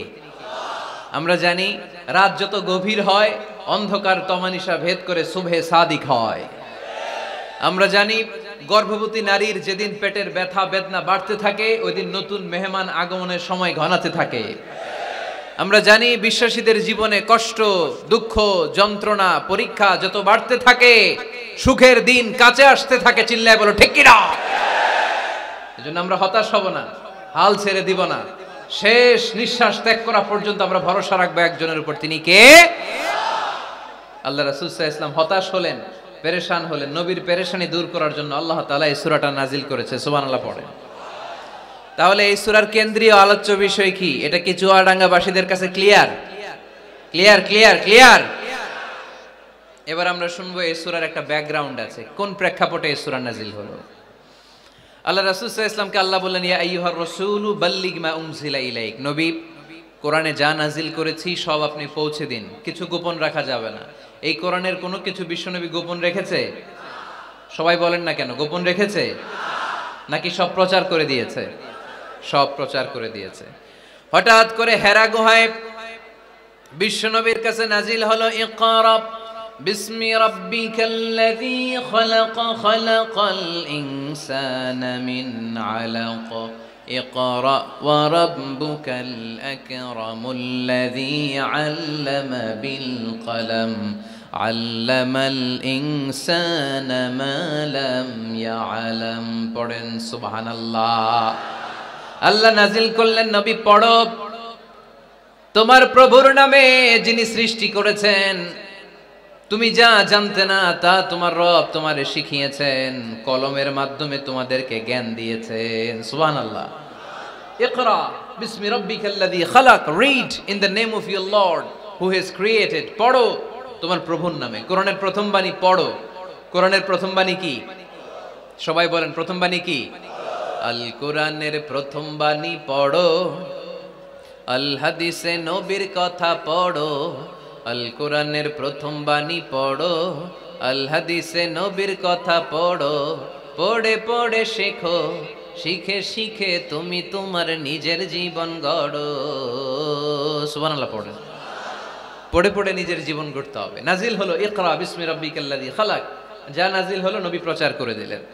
এরপরে আরেক সূরা নাজিল হলো, ইয়া আইয়ুহাল মুযাম্মিল কুমিল লাইলা ইল্লা কালিলা, বিশ্বনবী প্রচার করে দিলেন। এরপরে নাজিল হলো, ইয়া আইয়ুহাল মুদ্দাসসির কুম ফাআনজির, বিশ্বনবী প্রচার করে দিলেন। যাই প্রচার নাজিল হয় তাই তিনি প্রচার করে দেন, যাই নাজিল হয় তাই তিনি প্রচার করে দেন। এরকম চলতে থাকলো কিছুদিন, কিন্তু হঠাৎ করে আর কোনো কোরআনের আয়াত নাজিল হয় না, ওহী আসা বন্ধ হয়ে গেল। ফলে নবীও নতুন কোনো কথা মক্কার লোকদেরকে শোনাতে পারে না। মক্কার লোকেরা বলল, ঘটনা কি মুহাম্মদ, নতুন নতুন আয়াত এতদিন বলতো, এখন বলো না কেন? বলো। বিশ্বনবী বলতে পারে না, কারণ বিশ্বনবী কি মন গড়া কোনো কথা বলে? সবাই যদি বুঝে থাকেন উত্তর দেন, বিশ্বনবী কি মন গড়া কথা কোনোদিন বলেছে? রব্বুল আলামিন বলেন, ওয়ামা ইয়ানতিকু আনিল হাওয়া ইন হুয়া ইল্লা ওয়াহয়ুন ইউহা। আমার নবী মন গড়া কোনো কথা বলেন না। আমার পয়গম্বর মন মস্তিষ্ক কোনো প্রসূত কথা তোমাদের কাছে পেশ করে না। আকাশ থেকে জিব্রাইল মারফত যা তিনি শুনতে পান তা তিনি মক্কাবাসীদের কাছে পৌঁছে দেন। সুবহানাল্লাহ। তো নাজিল হতো, নবী পৌঁছে দিতেন। এখন বন্ধ, পৌঁছাতে পারে না। সাইয়েদনা জিব্রাইল আলাইহিস সালাম আর কোরআন নিয়ে আসে না। রাসূল সাল্লাল্লাহু আলাইহি ওয়াসাল্লাম নতুন কোনো কথা শোনাতেও পারে না। মক্কার লোকেরা হাসাহাসি শুরু করলো, হাততালি দিতে শুরু করলো। মুহাম্মদ, তোমার আল্লাহ তোমারে বর্জন করেছে, তোমার আল্লাহ তোমারে ভুলে গেছে। নাউজুবিল্লাহ পড়তে পারলেন না? ইন্না মুহাম্মাদান ওয়াদ্দাআহু রাব্বুহু ওয়া ক্বালা। এই মক্কার লোকেরা শোনো, মুহাম্মদের রব তো মুহাম্মদের ভুলে গেছে, মুহাম্মদের দিকে ফিরেও তাকায় না, আর নতুন কোন আয়াত পাঠায় না। আবু লাহাবের স্ত্রী উম্মে জামিল বলতে শুরু করলো, ইন্না শাইতানাকা কাদ তারাক। মুহাম্মদ, তোমার কাছে যে একটা শয়তান আসতো জিব্রাইল নামে, ওই শয়তানটা আর আসে না। না, নাউজুবিল্লাহ পড়েন। সবাই টিটকারি করে। এখন রাসূল সাল্লাল্লাহু আলাইহি ওয়াসাল্লাম কিছু বলতেও পারে না, কারণ তিনি তো মন গড়া কিছু বলেন না, যা নাজিল হয় তা পৌঁছে দেন। রাসূল সাল্লাল্লাহু আলাইহি ওয়াসাল্লাম খুব পেরেশান হয়ে গেলেন, চিন্তায় পড়ে গেলেন, হতাশ হয়ে গেলেন। আর মনে মনে ভাবলেন, কি রে, আমি কোনো ভুল করলাম না তো? আমার কোনো অন্যায় হয়ে গেল না তো? এত অপেক্ষা করতেছি, আকাশের দিকে তাকিয়ে আছি, নতুন আয়াত আসে না কেন? আমি কবে নতুন আয়াত শোনাবো? কোন তাফসিরে এসেছে 15 দিন, কোথাও এসেছে 25 দিন, 40 দিন, কোথাও এসেছে কয়েক মাস। আল্লাহ রাসূল সাল্লাল্লাহু আলাইহি ওয়াসাল্লামের কাছে কোরআনের আয়াত নাজিল করাকে বন্ধ রেখেছিল কে? নাজিল হয় না, তিনি কোরআনের আয়াত শোনাতেও পারেন না। আমরাও মাঝে মাঝে এরকম হতাশ হই, কি রে, ব্যবসা করলে লস, চাকরি হয় না, অসুস্থতা, মনে হয় আল্লাহ বোধহয় আমাদেরকে পছন্দ করে না। এরকম টেনশন আমাদেরও আছে না নাই? রাসূল সাল্লাল্লাহু আলাইহি ওয়াসাল্লাম যখন টেনশনে পড়ে গেলেন, আল্লাহ তাআলা এই সূরা নাজিল করার মধ্য দিয়ে আল্লাহ রাসূল সাল্লাল্লাহু আলাইহি ওয়াসাল্লামের টেনশন দূর করে দিলেন। চিল্লায় পড়েন সুবহানাল্লাহ। রাসূল সাল্লাল্লাহু আলাইহি ওয়াসাল্লামের পেরেশানি দূর করার জন্য আল্লাহ নাজিল করলেন, ওয়াদ-দুহা ওয়াল লাইলি ইযা সাজা মা ওয়াদ্দাআকা রাব্বুকা ওয়া মা ক্বালা। ওয়াদ-দুহা, আলোর শপথ, ওয়াল লাইলি ইযা সাজা, নিঝুম নিস্তব্ধ রাতের শপথ। সুবহানাল্লাহ পড়েন। প্রথমে আল্লাহ দুইটা কসম কাটলেন। কয়টা? দুইটা। প্রথমে দোহা, প্রভাতের সূর্য কিরণের শপথ, আলোর শপথ। এরপরে অন্ধকারের শপথ কাটলেন। আলোর শপথ দিয়ে আল্লাহ তাআলা ওহী আশাকে বুঝালেন, আর অন্ধকারের শপথ দিয়ে আল্লাহ ওহী না আশাকে বুঝালেন। আল্লাহ বুঝাতে চাইলেন, নবী, সব সময় আলো থাকলে ভাল লাগে না। 24 ঘন্টায় যদি সূর্যের আলো, এখনো সূর্যের আলো, সকালেও সূর্যের আলো, খালি আলো আর আলো, ভাল লাগবে? কথা বলেন না কেন? আবার 24 ঘন্টায় ঘুটঘুটে অন্ধকার, কোনো আলো টালো নাই, ভাল লাগবে? তার মানে জীবন চালাতে আলোরও দরকার, অন্ধকারেরও দরকার। বিশ্বনবীরে বুঝাতে চাইলেন, নবী, ওহী আসা যেমনি দরকার, মাঝে মাঝে ওহী বন্ধ রেখে আপনার একটু বিশ্রাম দেওয়াও দরকার। সুবহানাল্লাহ পড়েন। সরকারি চাকরি যারা করেন, সপ্তাহে কয়দিন জব করেন? জোরে বলেন। 5 দিন। বাকি 2 দিন কি করেন? বিশ্রাম নেন, ছুটিতে থাকেন। 7 দিনে যদি কাজ করা লাগতো, ভাল লাগতো? কথা বলেন না কেন? ভাল লাগতো না। আবার 7 দিনে যদি ছুটি থাকতো, ভাল লাগতো না। তার মানে কাজেরও যেমনি দরকার, বিশ্রামেরও দরকার, ঠিক কিনা? আল্লাহ বুঝাতে চাইলেন, নবী, কাফেরদের কথায় কান দিবেন না। ওরা বলে, আমি আপনারে ভুলে গিয়েছি। না না, কোশ্চিন কালেও না, আমি আপনারে কেমন করে ভুলে যাই? আপনি আমার বন্ধু।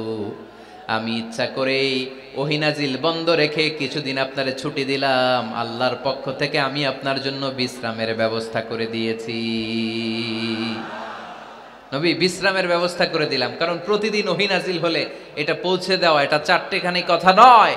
ওহীর বাণী, এটা কোনো মন্ত্রীর বাণী না। ওহীর বাণী, এটা কোনো প্রেসিডেন্টের বাণী না। ওহীর বাণী প্রধানমন্ত্রীর বাণী না। ওহীর বাণী রাজা বাদশার বাণী নয়। ওহীর বাণী আমাদের কাছে পাঠিয়েছে কে? এই কালামুল্লাহ মাজিদের ওজন আছে না নাই? আল্লাহ বললেন, ইন্না সানুলকি আলাইকা কওলান সাকিলা। নবী গো, কোরআনের বাণী এটা হালকা কোনো বাণী নয়, এটা ভারী একটা বাণী। এই বাণী যদি আমি সাগরে নাজিল করতাম, এই কোরআনের বাণী যদি আমি জঙ্গলে নাজিল করতাম, আর এই কোরআনের বাণী যদি আমি পাহাড়ের মধ্যে নাজিল করতাম, কোরআনের ভারে বড় বড় পাহাড়গুলো মুহূর্তের মধ্যে ভেঙে চুরে খান খান হয়ে যেত। লাউ আনজালনা হাযাল কুরআন আলা জাবালিন লারাআইতাহু খাশিআম মুতাসাদ্দিআম মিন খাশিয়াতিল্লাহ। নবী হে, এই কোরআনকে আপনার উপর নাজিল না করে যদি আমি হিমালয় পাহাড় মাউন্ট এভারেস্টের উপর নাজিল করতাম, আমেরিকার আলাস্কা মাউন্টেন রেঞ্জের উপর নাজিল করতাম, ইউরোপের আল্পস পর্বতমালায় নাজিল করতাম, আমি যদি বড় বড় তুর পাহাড়ের উপর নাজিল করতাম, আপনি দেখতেন কোরআনের ভারে পাহাড়গুলো ভেঙে চুড়ে খান খান হয়ে গিয়েছে। তার মানে কোরআনের ওজন আছে না নাই? কোরআনের বাণী কি পাতলা, হালকা না ভারী? সবাই বলুন, হালকা না ভারী? কতটা ভারী? রাসূল সাল্লাল্লাহু আলাইহি ওয়াসাল্লাম যখন ওটের উপর বসে থাকতেন, তখন কোরআনের আয়াত নাজিল হলে ওটের পা মাটির মধ্যে দেবে যেত।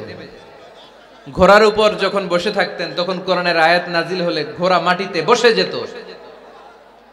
মাঝে মাঝে আল্লাহ রাসূল সাহাবীদের পায়ের উপরে মাথা রেখে ঘুমাতেন। সাইয়েদনা যায়েদ রাদিয়াল্লাহু তাআলা আনহুর পায়ের মধ্যে, রানের মধ্যে মাথা রেখে বিশ্বনবী একবার ঘুমালেন। যায়েদ রাদিয়াল্লাহু তাআলা আনহু বলেন, অনেকক্ষণ বিশ্বনবী শুয়ে রইলেন, কিন্তু আমার কষ্ট হয় নাই, আমি টের পাই নাই। কিন্তু হঠাৎ বিশ্বনবীর উপর কোরআন যখন নাজিল হওয়া শুরু হয়ে গেল, আমার মনে হলো বিশ্বনবীর মাথার ওজন উহুদ পাহাড়ের সমান ভারী হয়ে গেছে। এতক্ষণ ধরে বিশ্বনবীর মাথার কোনো ওজন নাই। হঠাৎ যখন কোরআনের আয়াত নাজিল হতে লাগলো, দেখলাম বিশ্বনবীর মাথার ওজন এতটা বেড়ে গিয়েছে, আমার মনে হচ্ছে আমার পায়ের হাড্ডি আর রান ফেটে মুহূর্তের মধ্যে খান খান হয়ে যাবে। তার মানে কোরআনের আয়াত সবসময় রিসিভ করা, ওহী সবসময় নেয়া এবং ওহীর বাণী পৌঁছে দেয়া, এটা সাধারণ কোনো কাজ নয়। সব সময় ওহী লাগাতার নাজিল হলে নবীর কষ্ট হয়ে যাবে। এজন্য নবীর কষ্ট দূর করার জন্য সরকারি চাকরি যারা করেন যেমনি ছুটি পান, নবীকে একটু ছুটি আর বিশ্রামে রাখার জন্য আল্লাহ তাআলা ইচ্ছা করেই ওহী নাজিল বন্ধ রেখেছেন। চিল্লায়ে পড়েন সুবহানাল্লাহ। এজন্য আল্লাহ তাআলা নবীরে আশ্বস্ত করে বললেন, নবী ওয়াদ-দুহা ওয়াল-লাইলি ইযা সাজা মা ওয়াদ্দা'আকা রাব্বুকা ওয়া মা ক্বালা ওয়ালাল আখিরাতু খায়রুল লাকা মিনাল উলা ওয়ালাসাউফা ইউ'তিকা রাব্বুকা ফাতারদা। পড়েন আল্লাহু আকবার। সূরার শুরুতে আল্লাহ শপথ কাটলেন দুইটা। কয়টা? সবাই বলেন, আরো জোরে বলতে হবে, কয়টা? তাহলে শপথের পর্ব শেষ। শপথ যখন শেষ, তারপরের তিনটি আয়াতে কনফার্মেশন। আল্লাহ তাআলা তার নবীকে কনফার্ম করেছেন যে নবী আমি আপনার সাথে আছি, নবী আমি আপনার সাথে আছি। এই এলাকার ওসি সাহেব যদি আপনারে বলে আমি আপনার সাথে আছি, সাহস লাগবে না? এসপি সাহেব যদি বলে আপনার সাথে আছি, সাহস লাগবে না? এমপি সাহেব যদি বলে সাথে আছি, সাহস লাগবে? প্রধানমন্ত্রী যদি বলে ভয় নাই, সাথে আছি, সাহস লাগবে না? ডোনাল্ড ট্রাম্প যদি বলে ভয় নাই, সাথে আছি, সাহস লাগবে? আর রাজাদিরাজ মালিকুল আমলাক, গোটা বিশ্বের সব রাজাদের রাজা মহারাজা আল্লাহ যদি বলে সাথে আছি, সাহস লাগে কি লাগে না? বিশ্ব নবীরে সাহস যোগালেন।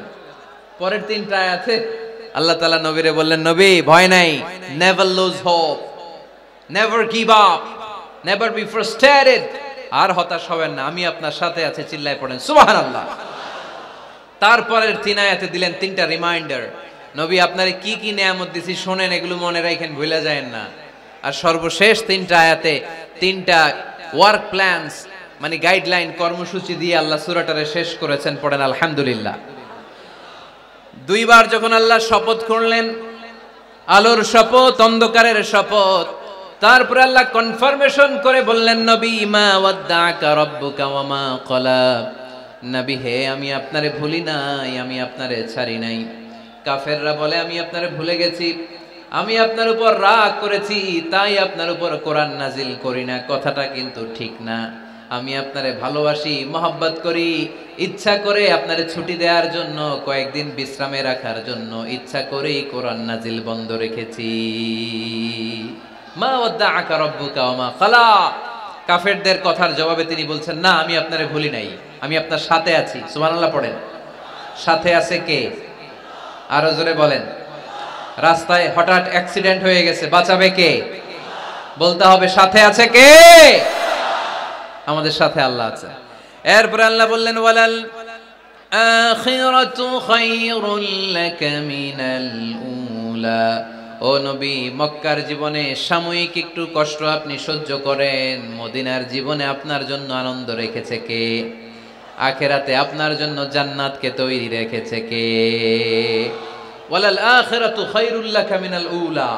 আরেকটা কনফার্মেশন, আরেকটা অ্যাসিউরেন্স, আরেকটা নিশ্চয়তার গ্যারান্টি। নবী, indeed verily hereafter is far better for you than this dunya. এই দুনিয়ার চেয়ে আখিরাত উত্তম, ঠিক কি না? আখিরাত আপনার জন্য তৈরি, এই দুনিয়ার জীবন আপনার আসল জীবন নয়। আসল জীবন হচ্ছে কবরের জীবন, ঠিক কি না? একদিন মাটির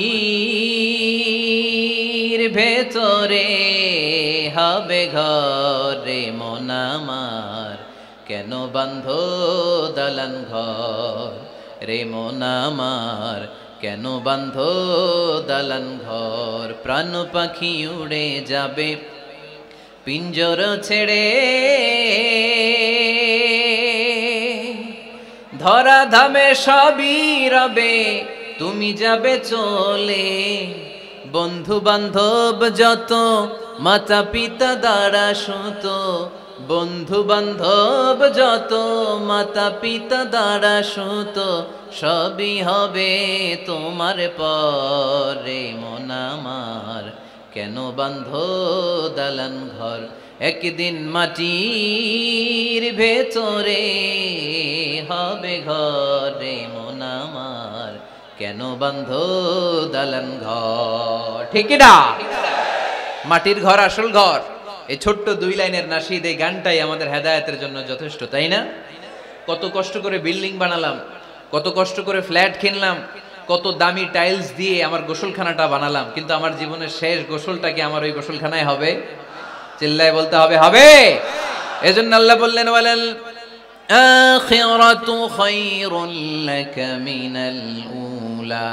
ও নবী, দুনিয়ার জীবন আসল জীবন নয়, আসল জীবন হলো আখিরাতের জীবন, ঠিক কি না? কিন্তু আমরা পাগল হয়ে আছি কোন জীবনের জন্য? দুনিয়ার পিছনে এই মরিচিকা, এই লোভ লালসা, এই ক্ষমতার দাপট, হ্যাঁ, এই সেলিব্রিটিজম, এই চোখ ধাঁধালো গ্ল্যামারাস লাইফের দিকে আমরা পাগলের মতো মরিচিকার পেছনে ছুটে বেড়াচ্ছি, আর আখিরাতের কথা আমরা বেমালুম ভুলে গিয়েছি, ঠিক কি না? এজন্য আল্লাহ বললেন, বাল তুসিরুনাল হায়াতাদ দুনিয়া ওয়াল আখিরাতু খায়রুন ওয়া আবকা।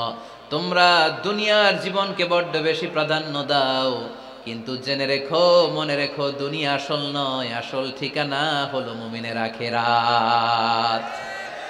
2 নম্বর কনফার্মেশন, ওয়ালাল আখিরাতু খায়রুল লাকা মিনাল উলা। নবী হে, আখিরাত আপনার জন্য রেডি। 3 নম্বর কনফার্মেশন, ওয়ালা সাউফা ইউতিকা রাব্বুকা ফাতারদা। নবী হে, অচিরেই এমন এমন জিনিস আমি আপনারে দেব, এগুলো পেয়ে আপনি খুশি হয়ে যাবেন। সুবহানাল্লাহ পড়েন। Verily I'm gonna give you something that will make you happy. এমন এমন জিনিস আমি আপনার জীবনে দেব, এগুলো পেয়ে আপনি খুশি হবেন।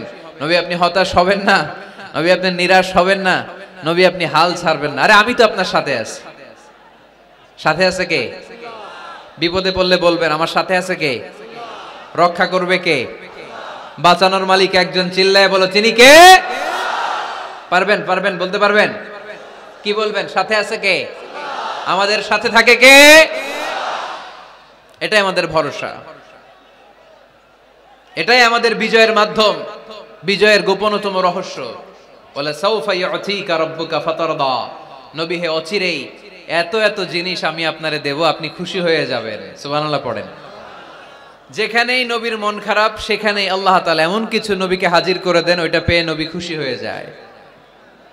কারণ নবী হচ্ছেন আল্লাহর বন্ধু, হাবিবুল্লাহ। ইব্রাহিম আলাইহিস সালাম, উনি ছিলেন খলিলুল্লাহ। ইব্রাহিম আলাইহিস সালাম আল্লাহর কি ছিলেন? কথা বলেন, খলিলুল্লাহ। আর আল্লাহ রাসূল সাল্লাল্লাহু আলাইহি ওয়াসাল্লাম হাবিবুল্লাহ। খলিল মানেও বন্ধু, হাবিব মানেও বন্ধু। খলিল মানে এমন বন্ধু যেই বন্ধু আল্লাহরে খুশি করার জন্য কাজ করে, আর হাবিব মানে এমন বন্ধু যেই বন্ধুরে খুশি রাখার জন্য আল্লাহ নিজেই কাজ করে। আল্লাহ রাসূল সাল্লাল্লাহু আলাইহি ওয়াসাল্লাম হচ্ছেন হাবিবুল্লাহ। আল্লাহ রাসূল সাল্লাল্লাহু আলাইহি ওয়াসাল্লাম কি? হাবিবুল্লাহ। যেখানেই আল্লাহ রাসূল সাল্লাল্লাহু আলাইহি ওয়াসাল্লামের মন খারাপ, আল্লাহ রাসূল সাল্লাল্লাহু আলাইহি ওয়াসাল্লামের মন ভালো করে দেয় কে?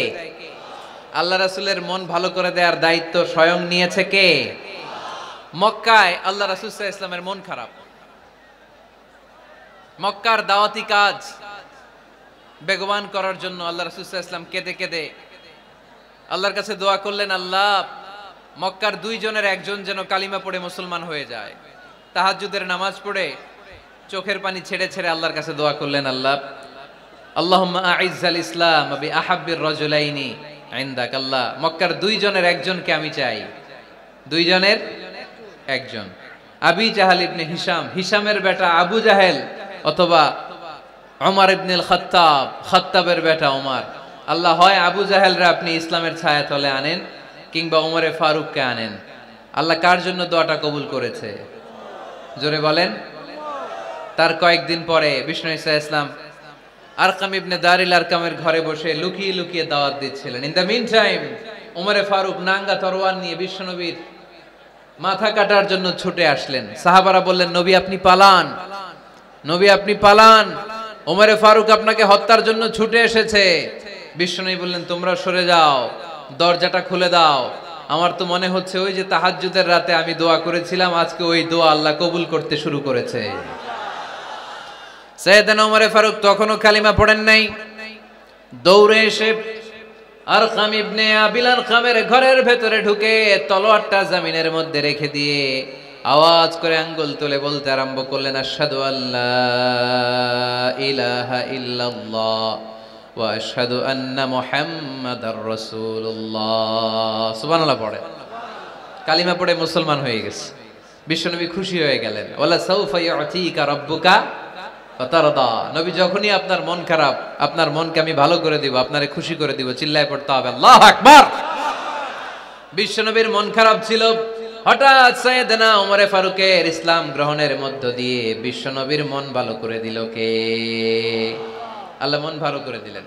এবার ওমরে ফারুক বললেন, ইয়া রাসূলুল্লাহ, এই যে কোরআনের বাণী আপনি প্রচার করেন, আলাইসাল কোরআনু কিতাবুন হক, কোরআন কি সত্য কিতাব নয়?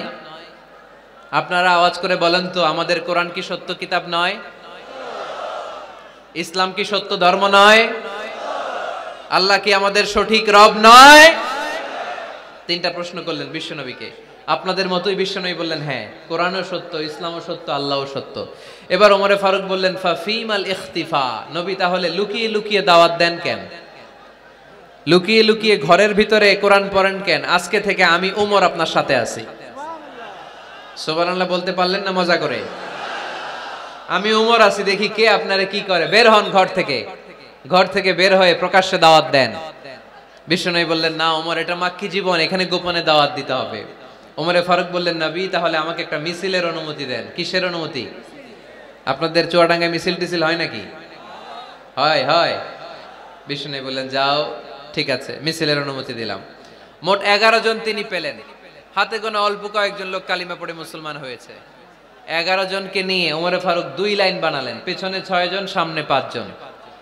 দ্বিতীয় লাইনের নেতা বানালেন বিশ্বনবীর চাচা হামজা ইবনে আব্দুল মুত্তালিবকে। প্রথম লাইনের নেতা হলেন ওমরে ফারুক নিজেই। তারপরে এক বাক্যের একটা ভাষণ দিলেন। কয় বাক্যের? তিনি বললেন, মান আরাদা আন তাসকুলা উম্মুহু ইয়াতামা ওয়ালাদুহু তারমিলা যাওজাতুহু ফালিয়াসুদ্দানি। ওমরে ফারুক মিছিলের সামনে দাঁড়িয়ে মক্কাবাসীদেরকে শোনানোর জন্য বললেন, উদ্দেশ্য করে বললেন, কে আছো, কে আছো মান আরাদা আন তাসকুলা উম্মুহু, কে আছো মায়ের বুক খালি করতে চাও, কে আছো সন্তানগুলোর ইয়াতিম বানাতে চাও, কে আছো মক্কায় স্ত্রীদেরকে বিধবা করতে চাও, বুকের পাটা থাকলে আমি ওমরের সামনে এসে দাঁড়াও। কেউ সামনে আসতে পারে নাই। ওমরে ফারুক স্লোগান তুললেন, আল্লাহু আকবার, আল্লাহু আকবার, আল্লাহু আকবার। আল্লাহু আকবার স্লোগান আর কেউ শোনে নাই।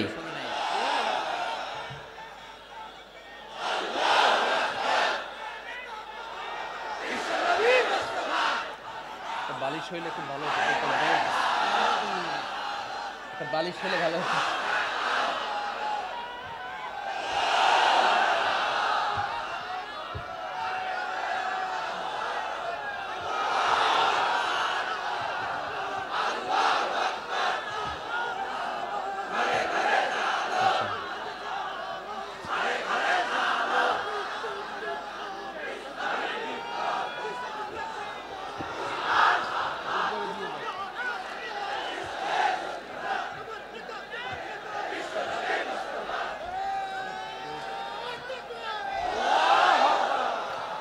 ওমরে ফারুক বললেন, কে আছো মায়ের বুক খালি করতে চাও? কে আছো সন্তানগুলোরে এতিম বানাতে চাও? কে আছো স্ত্রীকে বিধবা বানাতে চাও? ফালিয়া সুদ্দানি, বুকের পাটা থাকলে সামনে এসে ঠেকাও। এ আল্লাহু আকবার স্লোগান শুরু করলেন। ওমরে ফারুক বললেন, কাবা ঘর যে ধরবো, কাবা ঘর ধরার আগ পর্যন্ত কেউ ওমরের মিছিল থামাতে পারবে। হঠাৎ মিছিল শুনে আবু জাহেল বেরোয় এলো, উতবা, সাইবা, ওয়ালিদ ইবনে মুগীরা, সব নেতা খেতারা বেরোয় আসলো। এসেই দেখে মিছিলের সামনে ওমর। মিছিলের সামনে কে? ওমরে ফারুককে দেখে সবগুলা দিছে দৌড়। মিছিল কেউ ঠেকাইতে পারে নাই। কাবার গিলাফ পর্যন্ত ওই মিছিল চলেছে। চিল্লায় বলো আল্লাহু আকবার।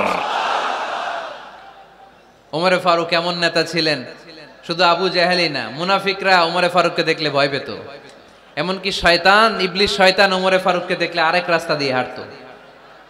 আল্লাহ রাসূল বলতেন, মা সালাকা শাইতান সালিকান ফাজ্জান ইল্লা সালাকা ফাজ্জান গায়রা ফাজ্জিক। ওমর, শয়তান যদি তোমাকে এই রাস্তা দিয়ে আসতে দেখে, শয়তান এই রাস্তা রেখে দিয়ে আরেক রাস্তা দিয়ে হাঁটে।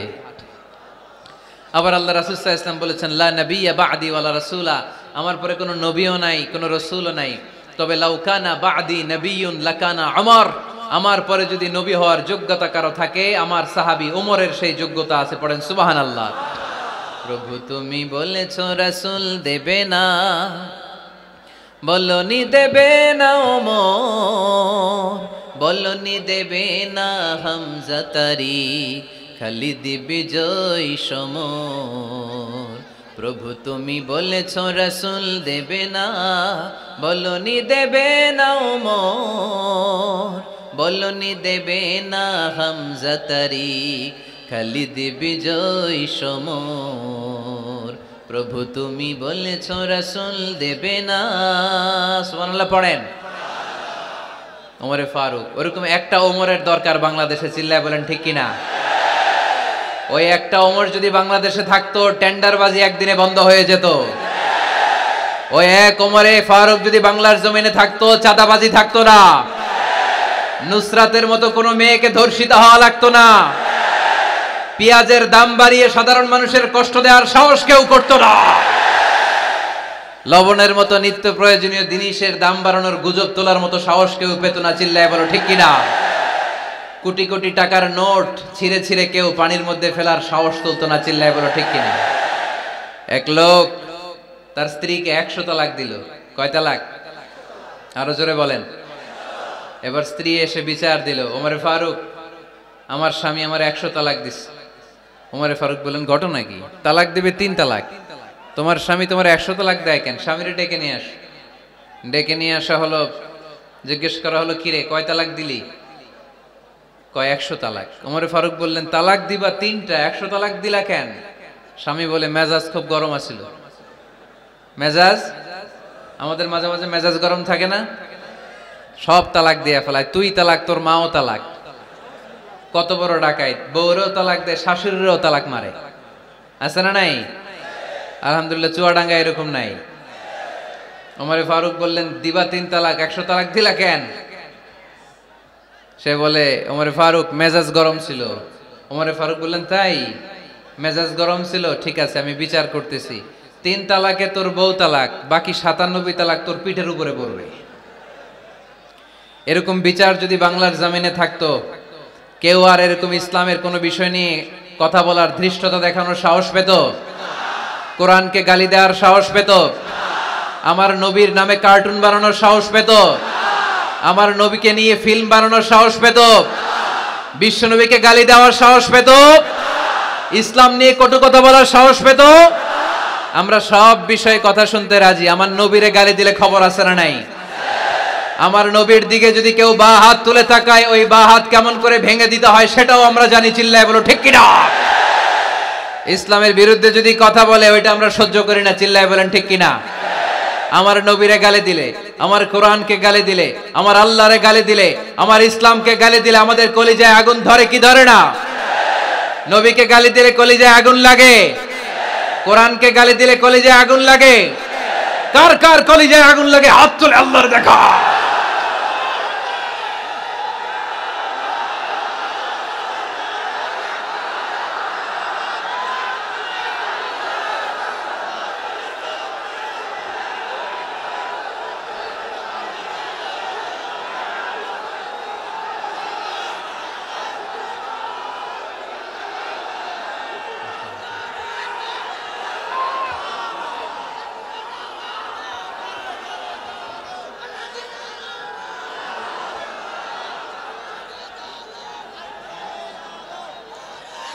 আমাদের এই উচ্ছ্বাস, আল্লাহ রাসূলের ভালোবাসা, কোরআনের ভালোবাসা, ইসলামের ভালোবাসা, আল্লাহর জন্য ভালোবাসার এই উচ্ছ্বাস, এই সতেজতাকে আল্লাহ তুমি ইসলামের বিজয়ের জন্য কবুল করে নাও।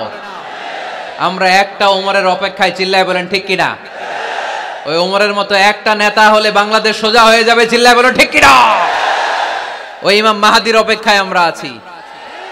7 বছরের ব্যবধানে, 9 বছরের ব্যবধানে গোটা বিশ্বকে সাম্য, মৈত্রী, ভালোবাসা দিয়ে তিনি এক করে ফেলবেন, চিল্লায় বলে ঠিক কিনা? আমরা সেই ইমাম মাহাদির অপেক্ষায়। একজন ওমরই পারে গোটা বিশ্বটারে শান্তি, সাম্য, মানবতা আর ভ্রাতৃত্বের বন্ধনে অটুট রাখতে। সে ওমরে ফারুক যখন ইসলাম ধর্ম গ্রহণ করলেন, বিশ্বনবীর পেরেশানি দূর করে দিল কে? এজন্য আল্লাহ বললেন, ওয়ালা সাউফা ইউতিকা রাব্বুকা ফাতারদা। ও নবী, অচিরে এমন কিছু আমি আপনারে দান করব, এগুলো পেয়ে আপনি খুশি হয়ে যাবেন। সুবহানাল্লাহ পড়েন। যেখানেই নবী পেরেশান, ওইখানেই নবীর মন ভালো করে দেয় কে? মক্কা থেকে 80 কিলোমিটার দূরে তায়েফের ময়দান। যারা হজ উমরা করেছেন তারা জানেন, প্রায় 80 কিলোমিটার দূর এই তায়েফের ময়দানে বিশ্বনবী পাহাড়ি পথ পাড়ি দিয়ে দাওয়াত দিতে গেলেন। তায়েফের লোকেরা কি নবীর দাওয়াতে সাড়া দিয়েছে? নবীকে পাথর মেরেছে, ঠিক কিনা? রক্তাক্ত করেছে 3টা জায়গায়। কয় জায়গায়? বিশ্বনবীর চাইতে সুন্দর মানুষ পৃথিবীতে ছিল? বিশ্বনবীর চাইতে সুন্দর মানুষ বর্তমানে পৃথিবীতে আছে? আমার নবীর চাইতে সুন্দর কোন সুপুরুষ কিয়ামত পর্যন্ত দুনিয়ায় জন্মগ্রহণ করবে? সাদা ধবধবে স্বচ্ছ শুভ্র মানুষ, এত সুন্দর মানুষ যার নুরানি চেহারা দেখলে মানুষ কালিমা পড়ে মুসলমান হয়ে যেত। বিশ্বনবীর চেহারা দেখে কাফির মুশরিকেরা কালিমা পড়ে মুসলমান হতো। আমার নবীর চেহারার মতো সুন্দর শুভ্র সাবলীল মানুষ দুনিয়ার বুকে দ্বিতীয়টা ছিল না। আমার ওই পেয়ারা নবীর গায়ে পাথর মেরেছে তায়েফের ছেলেরা। আমার নবীকে 3টা জায়গায় রক্তাক্ত করেছে, তারপরেও বিশ্বনবী তায়েফবাসীদের বদদুয়া দেয় নাই। খেয়ে না খেয়ে দিন প্রচারের কাজে নিজেকে দিয়েছ বিলিয়ে, তায়েফের কাফিরেরা চিনল না সে আলো, দুষ্ট ছেলেদের পিছু দিল লেলিয়ে। পাথরের আঘাতে ক্ষত বিক্ষত হয়ে সারা শরীর থেকে রক্ত ঝরে। এ রাসূল তোমাকে ভুলি আমি কেমন করে, হে রাসূল তোমাকে ভুলি আমি কেমন করে। হাজার ব্যথা বেদনার পরে ফিরে আসনি তুমি আপন ঘরে, দিনের আলো তুমি ছড়িয়ে দিতে চলে গেলে মদিনায় মক্কা ছেড়ে। হে রাসূল তোমাকে ভুলি আমি কেমন করে, হে রাসূল তোমাকে ভুলি আমি কেমন করে। ঠিক কিনা? ওই নবীকে ভোলা সম্ভব? ওই নবীর ভালোবাসা আমাদের হৃদয়ে আছে না নাই? বিশ্ব নবীকে 3টা জায়গায় আঘাত করল। এত শুভ্র সাবলীল সাদা দেহটা ছিঁড়ে ছিঁড়ে রক্ত বের হলো। বিশ্বনবী তায়েফবাসীদেরকে বদদুয়া দেয় নাই। বিশ্বনবী তায়েফবাসীদেরকে কোরআনের দাওয়াত দিতে গেলেন, তারা কোরআনের দাওয়াত মেনে নেয় নাই। বিশ্বনবী ওযু করলেন, গায়ের রক্তগুলোকে মুছে মুছে ফজরের সময় খেজুর বাগানের সামনে দাঁড়িয়ে ফজরের নামাজ শুরু করে দিলেন। বিশ্বনবী মন্ত্রমুগ্ধকর কণ্ঠ দিয়ে তেলাওয়াত করতে শুরু করলেন। ইন দ্য মিন টাইম বিশ্বনবীর পেছন থেকে একদল জিন বিশ্বনবীর কণ্ঠের কোরআন তেলাওয়াত শুনে কালিমা পড়ে মুসলমান হয়ে গেল। ফজরের সালাত শেষে আল্লাহ বিশ্বনবীর ডেকে বললেন, নবী আপনার মন খারাপ কেন? জিব্রাইল মারফত জানিয়ে দিলেন মন খারাপ কেন। বিশ্বনবী বললেন, 80 মাইল পথ পাড়ি দিয়ে তায়েফের ছেলেদেরকে দাওয়াত দিতে এলাম, তারা আমার দাওয়াত কবুল করে নাই। শুধু দাওয়াত প্রত্যাখ্যান করলে চলতো, আমাকে মেরে রক্তাক্ত করে তায়েফের জমিনকে লাল করে দিয়েছে। একটা ছেলে যদি কালিমা পড়তো আমার কলিজাটা ঠান্ডা হতো, আমার পরানটা ঠান্ডা হয়ে যেত। একটা ছেলেও কালিমা পড়ে নাই, পাথর মেরে আমারে রক্তাক্ত করেছে। কি ছিল আমার অপরাধ? ওদেরকে জাহান্নামের আগুন থেকে বাঁচানোর জন্য আমি তায়েফে এসেছি, একটা লোক আমার ডাকে সাড়া দেয় নাই। বিশ্বনবীর মন খারাপ। আল্লাহ ডেকে বললেন, নবী মন খারাপ করবেন না, হতাশ হবেন না। আপনি জানেন না, আপনি দেখেন নাই, আমি আল্লাহ দেখেছি। আপনি যখন দাঁড়িয়ে দাঁড়িয়ে ফজরের নামাজের তেলাওয়াত করছিলেন, আপনার সুমধুর কণ্ঠের তেলাওয়াত শুনে একদল জিন কালিমা পড়ে মুসলমান হয়েছে। সামি'না কুরআনান আজাবা ইয়াহদি ইলার রুশদি ফাআমান্না বি। বিশ্বনবী যখন কালামুল্লাহ মাজিদ থেকে দাঁড়িয়ে দাঁড়িয়ে তেলাওয়াত করছিল, জিন জাতি বিশ্বনবীর কণ্ঠের তেলাওয়াত শুনে পাগল হয়ে গেল। জিনেরা এরকম বাক্য শুনে নাই এর আগে। জিনেরা মিলাই, কিরে এটা তো কোনো মন্ত্র না। জিনেরা মিলাই, কিরে এটা তো কবিতা না। এত সুন্দর কথা কার বাণী? এটা আল্লাহর বাণী ছাড়া অন্য কোনো বাণী হতে পারে না। এই সুন্দর বাণী শুনে তারা কালিমা পড়ে মুসলমান হয়ে গেল। আল্লাহ বিশ্বনবীর আশ্বস্ত করলেন, নবী আপনার কষ্ট বৃথা যায় নাই। মুমিনের কষ্ট কি কখনো বৃথা যায়? আওয়াজ করে বলো, বৃথা যায়। নবী আপনি দাওয়াত দিতে এসেছিলেন দৃশ্যমান এক জাতি, মানব জাতিকে, তায়েফের মানব জাতিকে দাওয়াত দিতে এসেছেন। ওরা দাওয়াত কবুল করে নাই তো কি হয়েছে? অদৃশ্য জাতি, জিন জাতি কালিমা পড়ে মুসলমান হয়ে গিয়েছে। ওয়ালা সাউফা ইউতিকা রাব্বুকা ফাতারদা। নবী অচিরেই এমন এমন সুসংবাদ আপনারে শোনাবো, আপনি খুশি হয়ে যাবেন। বিশ্বনবী যখন শুনলেন তায়েফবাসী কালিমা পড়ে নাই, কি হয়েছে? জিন জাতি তো পড়ছে। বিশ্বনবী আবার খুশি হয়ে গেলেন। সুবহানাল্লাহ পড়ে। এইভাবে বিশ্বনবীর মন খারাপ হলে বিশ্বনবীর মন ভালো করে দেয় কে? মক্কার জমিনে বিশ্বনবীকে হত্যার ষড়যন্ত্র করা হলো। বিশ্বনবী আর থাকতে পারলেন না। বিশ্বনবীকে আল্লাহ বললেন, নবী আপনার জন্য আর গ্রিন সিগন্যাল নাই, মক্কা থেকে আপনাকে চলে যেতে হবে মদিনায়। আপনি চলে যান, আপনার বন্ধু আবু বকরকে নিয়ে হিজরত করে চলে যান। বিশ্বনবী চলে যাচ্ছিলেন আর মক্কার দিকে তাকিয়ে চোখের পানি ছাড়ছিলেন আর বলছিলেন, মক্কা তো হাব্বুল বিলাদ ইলাইয়া, মক্কা আমার কাছে সবচাইতে শ্রেষ্ঠ শহর। লাউলা উখরিজতু লামা খারাজতু মিনহা। মক্কা থেকে যদি আমারে বের করে দেয়া না হতো, আমি মক্কা থেকে বের হতাম না। আমার কথা কি আপনারা শুনতেছেন? অনেক রাত হয়েছে, এবার শেষ করে দেই। এত লোক যেতে কয়েক ঘন্টা লাগবে, পুরো চুয়াডাঙ্গা জেলা জ্যাম হয়ে যাবে। শেষ করে দিব নাকি আরো 2-1 মিনিট শুনবেন? শুনবেন? ঠিক আছে, তাহলে বসেন। রাসূল সাল্লাল্লাহু আলাইহি ওয়াসাল্লাম বললেন, মক্কা থেকে যদি আমার বের করে দেয়া না হতো, আমি বের হতাম না। চোখের পানি ছাড়লেন।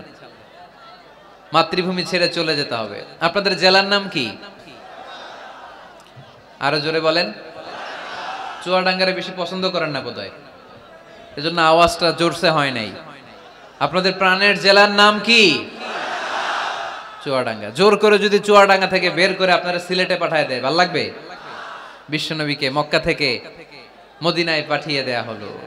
জন্মভূমি ছেড়ে বিশ্বনবী মদিনায় যাচ্ছেন, মনটা খুব খারাপ। প্রথম যখন মানুষ বিদেশে যায় এয়ারপোর্টে কাঁদে না? এয়ারপোর্টে গেছেন আপনারা? আহা, পরিবার পরিজনদেরকে কেঁদে কেঁদে অশ্রু সিক্ত নয়নে বিদায় দেয়। বিশ্বনবীও চোখের পানি ছেড়ে মক্কাকে বিদায় জানালো। মন খুব খারাপ, কিন্তু মদিনায় যেয়ে দেখে এলাহি কাণ্ড। মদিনার উপকণ্ঠে সানিয়াতুল ওয়াদা নামক জায়গায় আবাল বৃদ্ধ বনিতা দফ বাজিয়ে বাজিয়ে বিশ্বনবীরে ওয়েলকাম করতে শুরু করলো। তলাআল বাদরু আলাইনা মিন সানিয়াতিল ওয়াদা ওয়াজাবা শুকরু আলাইনা মা দাআ লিল্লাহি দা আইয়ুহাল মাবউসু ফিনা جئت من أمر المطاع جئت شرفت المدينة مرحبا يا خير دا যারা পারেন পড়েন। طلع البدر علينا من ثنيات الوداع وجب الشكر علينا ما دعا لله دا পড়েন না আল্লাহু আকবার। এই বিশাল জনসমুদ্র দেখে তলাল বদরু আলাইনা আর দফ বাজাতে বাজাতে নবীকে ওয়েলকাম ইন রিসিপশন দেয়া হলো। এই মদিনার মানুষের ভালোবাসা দেখে মক্কা থেকে যে তিনি চোখের পানি ছেড়ে বিদায় নিয়েছেন, এই দুঃখের কথা বিশ্বনবী ভুলে গেলেন। বিশ্বনবীর মনকে আবার খুশি করে দিল কে? সুবহানাল্লাহ কইতে পারলেন না? ওয়ালা সাউফা ইউতিকা রাব্বুকা ফাতারদা, নবী অচিরে এমন জিনিস আপনাকে আমি দান করব আপনি খুশি হয়ে যাবেন।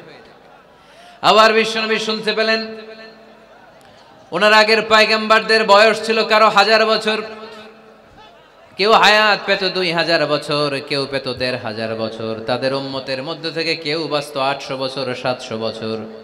বিশ্বনবী মনে মনে দুঃখ পেতে শুরু করলেন, হায় হায় আমার উম্মতের গড় বয়স এত কম, আগের উম্মতেরা হায়াত পেয়েছে বেশি, ইবাদত করার সুযোগও পেয়েছে বেশি, আমার গুনাহগার উম্মতেরা হায়াত পাবে কম, তাই ইবাদতের সুযোগও তাদের কম। ঠিক কি না? আল্লাহ রাসূল সাল্লাল্লাহু আলাইহি ওয়াসাল্লাম ফরমান, আ'মারু উম্মতি মা বাইনা 60 ইলা 70, আমার উম্মতের গড় বয়স 60 থেকে 70, 60 থেকে 70 এর মধ্যে আমার উম্মতের বেশিরভাগ লোক মারা যাবে। ওয়া আকাল্লুহুম মান ইয়াজুযু যালিক, হাতে গোনা অল্প কয়েকজনই 70 এর বেশি হায়াত পাবে। আপনাদের চুয়াডাঙ্গার কি অবস্থা, কত হায়াত পায় মানুষ? 80 বছর বয়স পেয়েছেন এরকম কেউ আছে নাকি আজকের মাহফিলে? 80 বছরের মুরব্বী কেউ আছেন? নাই। 70 বছর হায়াত পেয়েছেন কেউ আছে? হ্যাঁ আছে, আছে। 60 বছর বয়স আছে? 60 বছর আছেন। 50 আছে কার কার দেখি? 50। টরিক ভাইয়ের বয়স কত? শহীদ ভাই বয়স কত চলে? 50। মাশাআল্লাহ, আরো 50 বছর আল্লাহ বাঁচায় রাখুক। সবাই পড়ি আমিন। তো রাসূল সাল্লাল্লাহু আলাইহি ওয়াসাল্লাম চিন্তিত হলেন, হায় রে, আগের উম্মতেরা হায়াত পাইতো 1000 বছর 1500 বছর, আমার উম্মত 60 থেকে 70 এর মধ্যে সব মরে যাবে, ওরা ইবাদত করার সুযোগ পেয়েছে বেশি, আমার উম্মতের কি হবে? সুবহানাল্লাহ কইবেন না? কি দরদ আমাদের জন্য, কি মায়ার নবী, কি দয়ার নবী। আমার নবীর চাইতে দয়ালু মানুষ পৃথিবীতে ছিল? আমার নবীর চাইতে বিশ্বস্ত মানুষ পৃথিবীতে আছে? আহমদ বড় বিশ্বস্ত, সে কোন বন্ধু বলো বেশি বিশ্বস্ত, সে কোন বন্ধু বলো বেশি বিশ্বস্ত, কার কাছে মন খুলে দেয়া যায়, কার কাছে প্রাণ খুলে দেয়া যায়, হওয়া যায় অতি আশ্বস্ত, তার নাম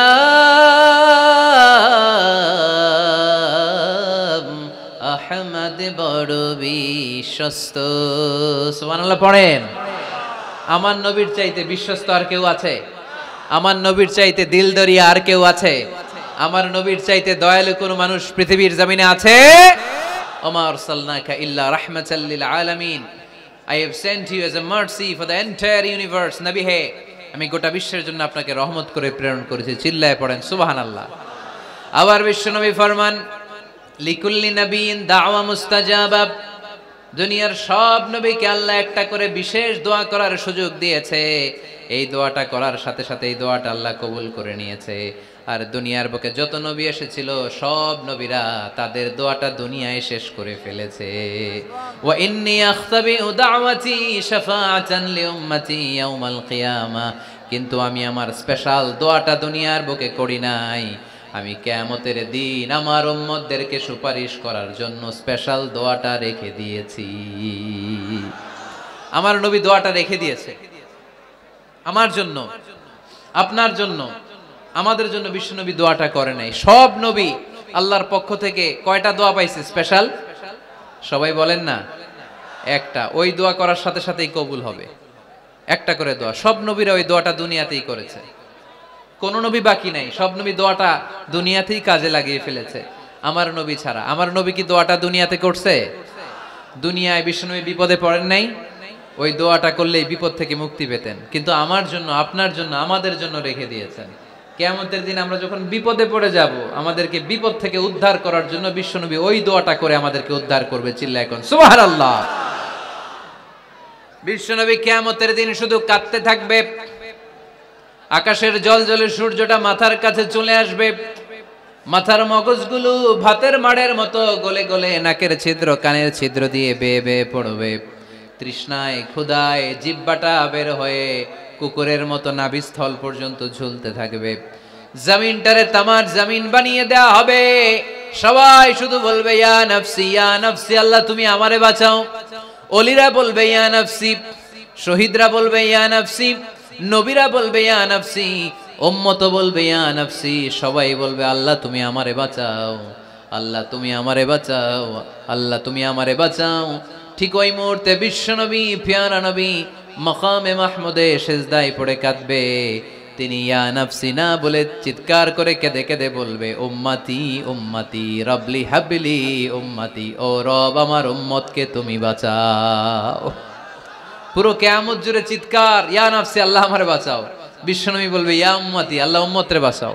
সুবহানাল্লাহ পড়বেন না? বিশ্বনবী মাথা তুলবেন না। রব্বুল আলামিন সাইয়েদনা জিবরাইল আলাইহিস সালামকে পাঠাবেন, জিবরাইল যাও নবীকে জিজ্ঞেস করো ইয়া নবী আল্লাহি মা ইউবকি, কেন আপনি কাঁদেন? বিশ্বনবী মাথা তুলবেন না, সিজদারত অবস্থায় উত্তরে বলবেন উম্মতি উম্মতি, আল্লাহ আমার উম্মতের কি হবে আপনি বলেন, আমার উম্মতরে আপনি বাঁচান। সাইয়েদনা জিবরাইল এসে বলে ও মাবুদ, আপনার নবী বলে উম্মতের কি হবে, উম্মতের কি হবে? আল্লাহ বলেন জিবরাইল আমার নবীরে যে বলো ইন্না সানুরদিকা ফি উম্মাতিক ফালা নাসুক, আমি আমার নবীর দুনিয়ার বুকে যখন মন খারাপ ছিল তখন যেমনি মন ভালো করে দিয়েছি, আজকেও আমার নবীর উম্মতের ব্যাপারে এমন একটা ঘোষণা আমি দেব, এই ঘোষণা শুনে আমার নবী খুশি হয়ে যাবে। সারা দুনিয়াতে দুনিয়ার বুকে নবী যখনই পেরেশান, নবীর মন খারাপ, আমি যেমনি মন ভালো করে দিয়েছি, আজকেও এই কিয়ামতের ময়দানে নবীকে এমন ঘোষণা শোনাবো, এই ঘোষণা শুনে আমার নবী খুশি হয়ে যাবে। চিল্লায় পড়তে হবে আল্লাহু আকবার। আল্লাহ তখন বলবে নবী মাথা তোলেন, মাথা তোলেন, ইরফা রাসাক, নবী মাথা তোলেন, সাল তুতা, আপনার কান্না আমার সহ্য হয় না, সাল তুতা, যা চাবেন তাই দেব। ইশফা তুশাফা, যার ব্যাপারে আপনি আজকে সুপারিশ করবেন তার জন্য আমি সুপারিশ কবুল করে নেব। ওয়া সাউফা ইউতিকা রাব্বুকা ফাতারদা, নবী এমন এমন জিনিস আপনারে দেব আপনি খুশি হবেন। তারপরও নবী খুশি হবেন না, নবী অস্থির হয়ে থাকবেন আমাদের জন্য। একটা পতাকা নিয়ে আমাদের সবাইকে নিয়ে আমার নবী প্যারা নবী জান্নাতের দরজার মধ্যে একটা ধাক্কা দিবেন, পড়েন আল্লাহু আকবার। জান্নাতের রক্ষী ফেরেশতা বলবে মান আনতা, আপনি কে? বিশ্বনবী বলবেন আনা মুহাম্মদ, আমার নাম মুহাম্মদ সাল্লাল্লাহু। মুহাম্মদ শোনার পরে গার্ড অফ অনার দিয়ে বিশ্বনবীর জন্য জান্নাতের বিশাল দরজাগুলো খুলে দেয়া হবে। আর জান্নাতের ফেরেশতারা বলবে নবী গো, জান্নাত সৃষ্টির পর থেকে আজ পর্যন্ত আমরা দাঁড়িয়ে আছি, কবে আপনি জান্নাতে ধাক্কা মারবেন আর আপনার জন্য জান্নাতের দরজা খুলে দেব। আপনার আগে যেন কারো জন্য জান্নাতের দরজা খোলা না হয়, এ ব্যাপারে আমাদেরকে কঠোর নির্দেশনা দিয়েছে কে? বিশ্বনবী লক্ষ লক্ষ কোটি কোটি উম্মতে মুহাম্মাদীকে নিয়ে সেদিন জান্নাতের ভেতরে যখন ঢুকবেন তখন বিশ্বনবীর মনটারে খুশি করে দিবে কে? ওয়ালা সাউফা ইউতিকা রাব্বুকা ফাতারদা, নবী হে এমন এমন জিনিস আপনারে আমি দান করব, আপনি খুশি হয়ে যাবেন। তার মানে মন খারাপ হলে নবীর মন ভালো করে কে? জোরে বলতে হবে। আপনারা ঘুমায় গেছেন, ঘুম ধরছে, কষ্ট হচ্ছে, ঝিমায়ে পড়েছে মুসলমান, চিল্লায় পড়েন লিল্লাহে তাকবীর, লিল্লাহে তাকবীর, লিল্লাহে তাকবীর। এরপরে নবীর আল্লাহ স্মরণ করায় দিচ্ছেন আলাম ইয়াজিদিকা ইয়াতীমান ফাআওয়া ওয়া ওয়াজাদাকা দাল্লান ফাহাদা, নবী গো আমি কি আপনার ইয়াতিম পাই নাই, তারপরে আমি কি আপনার লালন পালনের ব্যবস্থা করি নাই? সুবহানাল্লাহ পড়েন। আমার নবী ইয়াতিম হয়ে বড় হয়েছে, জানেন? ইয়াতিম হয়ে লালিত পালিত হয়েছেন। তিনি যখন মায়ের পেটে বিশ্বনবীর বাবাকে নিয়ে গিয়ে তুলে নিয়েছে কে? 6 বছর বয়সে মাকে তুলে নিল কে? দাদা আব্দুল মুত্তালিবের কাছে লালিত পালিত হলেন। 8 বছর বয়সে দাদাকেও নিয়ে গেল কে? এরপরে ইয়াতিম নবী চাচার কাছে লালিত পালিত হলেন। সুবহানাল্লাহ পড়েন। এজন্য আল্লাহ বললেন আওয়া আলাম ইয়াজিদিকা ইয়াতীমান ফাআওয়া, নবী হে আমি কি আপনার ইয়াতিম পাই নাই, আর আপনারে কি আমি আপনার চাচার কাছে লালন পালনের ব্যবস্থা করে দেই নাই? তো এই ছোট্টবেলায় আপনি ইয়াতিম, আপনারা দেখার কেউ নাই, তখন যদি আমি আপনারা সাহায্য করতে পারি, ওই আল্লাহ এখনো আসিনা নাই? বিপদের কালে আমার নবীরে সাহায্য করে উত্তরণের ব্যবস্থা করেছে যে, মুসলমানদের এই ক্রান্তি লগ্নে মুসলমানদের সংকট দূর করার জন্য আমার আল্লাহর রহমত আজও আছে না নাই? পরীক্ষা দিতে হবে আমাদের। পরীক্ষায় পাশ করতে হবে। ওয়ালা তাহিনু ওয়ালা তাহজানু ওয়া আনতুমুল আ'লাউনা ইন কুনতুম মুমিনিন। ভয় পেও না, নিরাশ হয়ো না, হতাশ হয়ো না, বিজয় তোমাদেরই হবে যদি মুমিন হও। চিল্লায় বলেন ঠিক কি না? আলাম ইয়াজিদকা ইয়াতীমান ফাআওয়া, নবী আপনার ইয়াতীম হিসেবে পেয়েছি, তখন আপনারে আশ্রয় দিয়েছি। তারপরে আল্লাহ বললেন ওয়া ওয়াজাদাকা দাল্লান ফাহাদা, আপনারে আমি দল্লান হিসেবে পেয়েছি, তারপরে রাস্তা দেখিয়েছি। আপনি রাস্তা খুঁজছিলেন। দল্লুন শব্দের অর্থ গোমরা, পথহারা, কিন্তু রাসূল সাল্লাল্লাহু আলাইহি ওয়াসাল্লামের ক্ষেত্রে এই অর্থ করা যাবে না। আমার নবী গোমরা ছিলেন না, আমার নবী পথভ্রষ্ট ছিলেন না। যদিও অফিশিয়ালি আমার নবী 40 বছর বয়সে নবী হয়েছেন, কিন্তু 40 বছরের আগের জীবনীটাও আমাদের জন্য অনুপম আদর্শ আর নমুনা। চিল্লায় বলেন ঠিক কি না? 40 বছর আগেও নবী সত্য কথা বলতেন, 40 বছর আগে তিনি দান করতেন, নবী হওয়ার আগেও তিনি আত্মীয়দের সাথে সুসম্পর্ক রাখতেন, মানুষের বোঝা বইয়ে দিতেন। সত্য যেখানে বিপন্ন, সাহসী সৈনিক হয়ে বিশ্বনবী দাঁড়িয়ে যেতেন। চিল্লায় এখন ঠিক কি না? এজন্য আল্লাহ বললেন ওয়া ওয়াজাদাকা দাল্লান ফাহাদা, নবী আপনি পথ খুঁজছিলেন, আমি আপনারে পথ দেখিয়েছি। আমাদেরকে পথ দেখায় কে? রাসূল সাল্লাল্লাহু আলাইহি ওয়াসাল্লাম মহাসত্যের অনুসন্ধান করছিলেন। দল্লান অর্থ এখানে পথহারা পথিকের মতো আপনি খুঁজছিলেন, কই যাবেন, ডানে না বায়ে। মাঝে মাঝে আমাদের এরকম হয় না, চুয়াডাঙ্গা থেকে কুষ্টিয়ায় কি এই রাস্তায় যায় না এইটায় যায়, বুঝতে পারতেছি না তো। অনেক রাতে যদি রওনা দেন, কেউ বলারও নাই, দেখা দেওয়ার মতো কেউ নাই, বাজার টাজার বন্ধ, মাঝে মাঝে আমরা ঝামেলায় পড়ে যাই। আমরা যারা বক্তা, আমরা ঝামেলায় পরিবেশ। অনেক রাতে রাতে বাড়িতে ফিরি, এই জেলা থেকে ওই জেলায়, রাত 3টার দিকে, লোক নাই, ডানে যাবো না বায়ে যাবো। পুলিশ ভাইরা মাঝে মাঝে সহায়তা করে, অনেক সময় পুলিশও নাই, তখন ভরসা একজনের উপর, তিনি কে?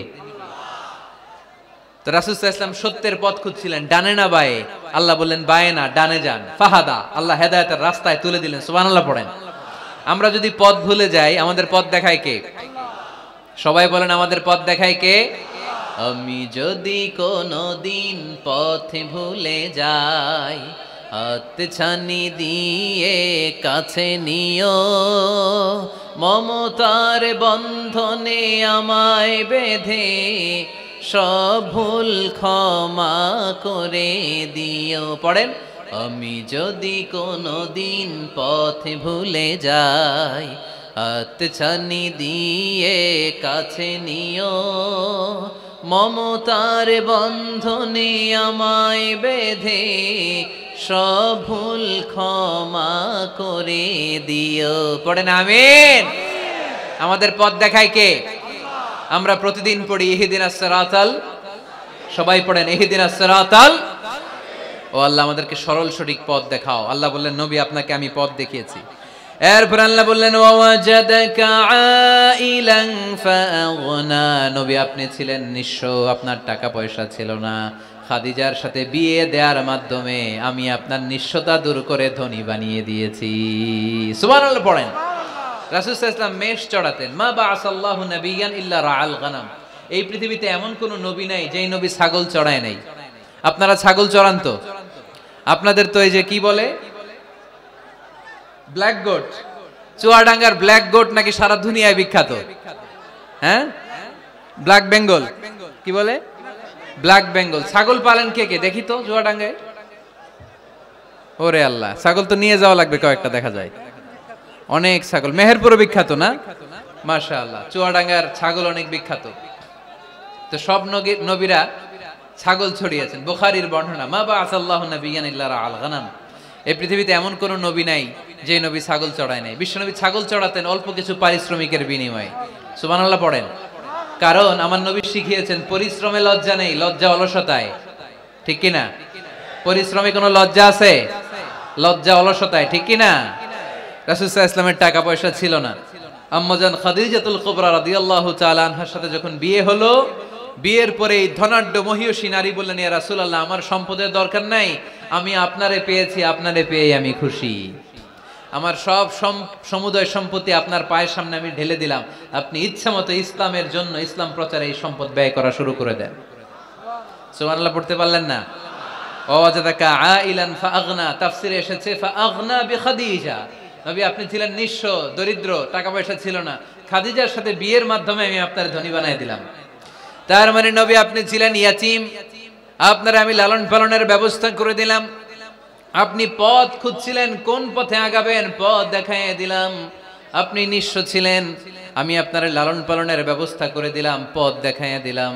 আপনার টাকা পয়সা ছিল না, খাদিজার সাথে বিয়ের মাধ্যমে ধনী বানাইয়ে দিলাম। সুবহানাল্লাহ। নবীর মন খারাপ তো, নবীর মন ভালো করার চেষ্টা করতেছে। দেখেন বন্ধু বন্ধুর রাগ ভাঙায় কি করে। ও নবী আপনি রাগ করেন কেন? ওই যে আপনি ছোটবেলায় কষ্টে ছিলেন, আমি তো ঠিক করে দিলাম সব। ও নবী আপনি পথ খুঁজতেছিলেন, বিপদে ছিলেন, আমি তো পথ দেখাই দিলাম। টাকা ছিল না, বিয়ের পরে টাকার ব্যবস্থা করে দিলাম। তো আপনার টেনশন কিসের? টেনশন তো আমি আল্লাহর। চিল্লায় বলেন ঠিক কি না? মুমিন কখনো টেনশন করে না, মুমিন তার সব কিছু ন্যস্ত করে দেয় একজনের উপর, তিনি কে? এবার বিশ্বনবীকে 3টা কর্মসূচির ঘোষণা দিয়ে আল্লাহ সূরাটা শেষ করবেন। কর্মসূচি 3টা শুনতে মনে চায়? এই কর্মসূচি 3টা পকেটে করে বাড়িতে নেওয়া যাবে? উত্তর হয় নাই, আওয়াজ হয় নাই। এই 3 কর্মসূচি নিয়ে আজকে বাড়িতে ফিরতে যাই, পারা যাবে? কর্মসূচি নাম্বার 1, আল্লাহ বলেন ফাআম্মাল ইয়াতীমা ফালা তাকহার। ও নবী কখনো ইতিমদেরকে আপনি তাড়িয়ে দেবেন না, ইতিমদের সাথে খারাপ আচরণ করবেন না। আপনাদের এলাকায় ইতিমখানা আছে নাকি? আছে? টরিক ভাইয়ের মাদ্রাসায় আছে ইতিম? আছে? মাশাআল্লাহ। তো এই যে ইতিমদের সাথে খারাপ আচরণ করতে নিষেধ করেছে কে? ফাআম্মাল ইয়াতীমা ফালা তাকহার। নবী ইতিমদের সাথে খারাপ আচরণ করবেন না, কারণ আপনি নিজেই ইতিম ছিলেন, ঠিক কি না? ইতিমদের সাথে আমরা ভালো আচরণ করব। ইতিমকে ভালোবাসা মানে নবীকে ভালোবাসা, কারণ আমার নবী ইতিম হয়ে বড় হয়েছেন। চিল্লায় বলেন ঠিক কি না? যারা ইতিমকে ভালোবাসে তাদেরকে ভালোবাসে কে? বিশ্বনবী ইতিমদের লালন পালনকারীদেরকে এত ভালোবাসতেন, যারা ইতিমদেরকে যত্ন নেয়, যারা ইতিমদেরকে লালন পালন করে, তাদের উদ্দেশ্যে বিশ্বনবী বললেন আনা ওয়া কাফিলুল ইয়াতীমি কাহাতাইন। আনা ওয়া কাফিলুল ইয়াতীমি কাহাতাইন। আমার 2টা আঙ্গুল দেখা যায়? সবাই দেখতে পাচ্ছেন? এই 2টা আঙ্গুলের মাঝখানে কি খুব গ্যাপ আছে নাকি বেশি? নাই। বিশ্বনবী বললেন আনা ওয়া কাফিলুল ইয়াতীমি কাহাতাইন। আমি এবং ইতিমের লালন পালনকারী কিয়ামতের দিন প্রতিবেশীর মতো এইভাবে কাছাকাছি একসাথে থাকবো। এজন্য ইতিমদের সাথে ভালো আচরণ করবেন, ইতিমদেরকে ঘাড় ধাক্কা দিয়ে বের করে দিবেন না। অনেকে আছে ইতিমদেরকে ঘাড় ধাক্কা দিয়ে বের করে দেয়, আছে না? যাই আছে না? আরাআইতাল্লাযী ইউকাযযিবু বিদ্দীন ফাযালিকাল্লাযী ইয়াদউল ইয়াতীম। কিছু লোক আছে যারা আখিরাতে বিশ্বাস করে না, জান্নাত জাহান্নামে বিশ্বাস করে না, তারা দ্বীনকে অস্বীকার করে, ইতিমকে ঘাড় ধাক্কা দিয়ে বের করে দেয়। বিশ্বনবী ইতিম হয়ে বড় হয়েছেন, তাই বিশ্বনবীকে প্রথম কর্মসূচি দিলেন ফাআম্মাল ইয়াতীমা ফালা তাকহার। নবী হে কখনো ইতিমকে ঘাড় ধাক্কা দিয়েন না, ইতিমকে ধমক দিয়েন না, ইতিমকে তাড়িয়ে দিবেন না। অনেকে আছে তাদের হৃদয় শক্ত, চোখ দিয়ে পানি নামে না। এরকম শক্ত হৃদয়ের মানুষ আছে না নাই? কান্না আসে না, হৃদয় নরম হয় না। এক সাহাবী এসে বললেন ইয়া রাসূলুল্লাহ, আমার হৃদয়টা বড় শক্ত, আমার কলবটা বড় শক্ত, আমার চোখ দিয়ে পানি নামে না, আমার হৃদয়টা আমি নরম করতে চাই, কি করে নরম করব? বিশ্বনবী বললেন হৃদয় নরম করতে চাও? ইরহামিল ইয়াতীম, ইতিমের প্রতি রহম দিল হও। ওমসাহ রাসা, ইতিমের মাথায় হাত বুলিয়ে দাও। ও আতঈমহু মিন তাআমিক, তুমি যা খাবে ওখান থেকে ইতিমরেও খাও। তালিনু কলবুক, তোমার হৃদয়টারে নরম করে দিবে কে? ওয়া তুদরাকু হাজাতুক, তোমার মনের নেক মাকাসেদ পূরণ করে দিবে কে? এজন্য মাঝে মাঝে একটু ইতিমখানায় যাবেন, ইতিমদের সাথে বসবেন, ওদেরকে একটু সদকা করবেন, দান সদকা করবেন, ওদেরকে খাওয়াবেন, ওদের মাথায় হাত বুলিয়ে দিবেন, আপনার হৃদয়টারে নরম করে দিবে কে? বাংলাদেশে কিছু লোক আছে ইতিমরে আদর করা তো দূরের কথা, ইতিমের মাল টাল খেয়ে সব সাবার করে দেয়, এরকম আছে না নাই? ইতিমের সম্পদ খেয়ে ফেলে এরকম ডাকাইত আছে না নাই? ভাই মারা গিয়েছে, ভাতিজা আহা মরার আগে ভাই তার আরেক ভাইকে সম্পদ দিয়ে গেল, আমার ছেলেটারে দেখো ইতিম, ছেলের তো কিছু দেয় নাই, ভাতিজার জন্য তো কিছু রাখেই নাই, সব খায় শেষ করে ফেলছে, এরকম আছে না নাই? আল্লাহ বললেন খবরদার ইতিমের সম্পদ মেরে দিও না, ইতিমের সম্পদ খেয়ে ফেলো না। যারা ইতিমের সম্পদ অন্যায় ভাবে খাও, তারা পেটে ইতিমের সম্পদ ঢুকাও নাই, জাহান্নামের আগুন পেটে ঢুকিয়েছো, ঠিক কি না? الذين يأكلون أموال اليتامى ظلما إنما يأكلون في بطونهم نارا وسيصلون سعيرا। যারা ইতিমের সম্পদ অন্যায় ভাবে খায়, তারা ইয়েতিমের সম্পদে খায় নাই, খেয়েছে জাহান্নামের আগুন। কার কথা? আরো জোরে বলেন, কার কথা? এজন্য আমরা ইয়েতিমের সাথে খারাপ আচরণ করব না। চুয়াডাঙ্গার সম্পদশালী ভাইয়েরা ইয়েতিমের সাথে ভালো আচরণ করেন, ইয়েতিমের মাথায় হাত বুলিয়ে দেন, ইয়েতিমকে খাওয়ান। ইয়েতিমরে ভালোবাসা মানে আমার নবীরে ভালোবাসা, কারণ আমার নবী ইয়েতিম ছিলেন, ঠিক কি না? প্রথম কর্মসূচি ইয়েতিমদের যত্ন নিও। দ্বিতীয় কর্মসূচি ওয়া আম্মাস সাইলা ফালা তানহার। নবী হে, 2 নাম্বার কর্মসূচি, ভিক্ষুককে ধমক দিয়ে কখনো তাড়িয়ে দিও না। সুবহানাল্লাহ পড়েন। ভিক্ষুককে তাড়িয়ে দেয়া যাবে? দিতে না পারলে, আপনার কাছে না থাকলে ভদ্রভাবে বলবেন ভাই নাই, কিন্তু ধমক দিবেন কোনোদিন? দরজায় এসে যদি দাঁড়ায়, কিছু টাকা দেন, কিছু চাইল দেন, 2টা ডিম দেন, ধমক দিবেন? ধমক দিবেন? আপনারা বাড়িওয়ালা বানাইছে কে? উত্তর দেন না কেন? বাড়িওয়ালা বানাইছে কে? ওকে ভিক্ষুক বানিয়েছে কে? ওকে বাড়িওয়ালা বানিয়ে আপনারও ভিক্ষুক বানাতে পারতো কে? গাড়ি দিয়ে আমরা রাস্তায় ছুটি, জ্যামের মাঝখানে যখন আটকায় অনেকে এসে টাকা চায়, সুযোগ হইলে দিয়েন, ধমক দিয়েন না, মনে কষ্ট দিয়েন না, খবরদার। ইয়েতিমের মনে যদি কষ্ট লাগে, আপনার দুনিয়াও শেষ, আখিরাতও শেষ, ঠিক কি না? খবরদার। যারা ফরিয়াদি, যারা সাইল, যারা ভিক্ষুক, যারা হাত পাতে, তাদের সাথে খারাপ আচরণ করো না। নবী হে, তাদেরকে ধমক দিও না। তোমার গাড়ি যখন জ্যামের মধ্যে আটকে যায়, পথবঞ্চিত শিশুরা, পথশিশুরা, সুবিধা বঞ্চিত শিশুরা গ্লাসের সামনে এসে নক করে, বলে স্যার 2টা টাকা দেন, কিছু খাবার দেন, কিছু খাই নাই, যদি পারেন দিয়ে দেন, ধমক দিয়েন না। কারণ ওরে পথশিশু বানাইছে কে? রাস্তার ফকির বানাইছে কে? আপনাকে গাড়িতে বসে আরাম করার সুযোগ দিল কে? ওরে গাড়িতে বসানোর সুযোগ আল্লাহর আছে না নাই? আর আপনারে ভাঙ্গা থালা হাতে দিয়ে রাস্তায় নামাইতে আল্লাহর কয় ঘন্টা লাগে? চিল্লায় বলো মুসলমান, কয় ঘন্টা লাগে? 1 সেকেন্ডও লাগে না। এজন্য ওয়া আম্মাল ইয়াতীমা ফালা তাখর ওয়া আম্মাস সাইলা ফালা তানহার। এতিমকে গলা ধাক্কা দিয়ে বের করে দিও না, আর ফরিয়াদিকে তাড়িয়ে দিও না, খবরদার। সব শেষে আল্লাহ বললেন ওয়া আম্মা বিনিআমাতি রাব্বিকা ফাহাদ্দিস। নবী হে, আল্লাহর যত নিয়ামত আপনি পেয়েছেন, নিয়ামতগুলোর বর্ণনা করে দেন। সুবহানাল্লাহ পড়েন। ওয়া আম্মা বিনিআমাতি রাব্বিকা ফাহাদ্দিস। আপনার রবের দেয়া নিয়ামতের বর্ণনা করেন। আল্লাহ যে নিয়ামত দিয়েছে এটা বর্ণনা করলে দোষ নাই।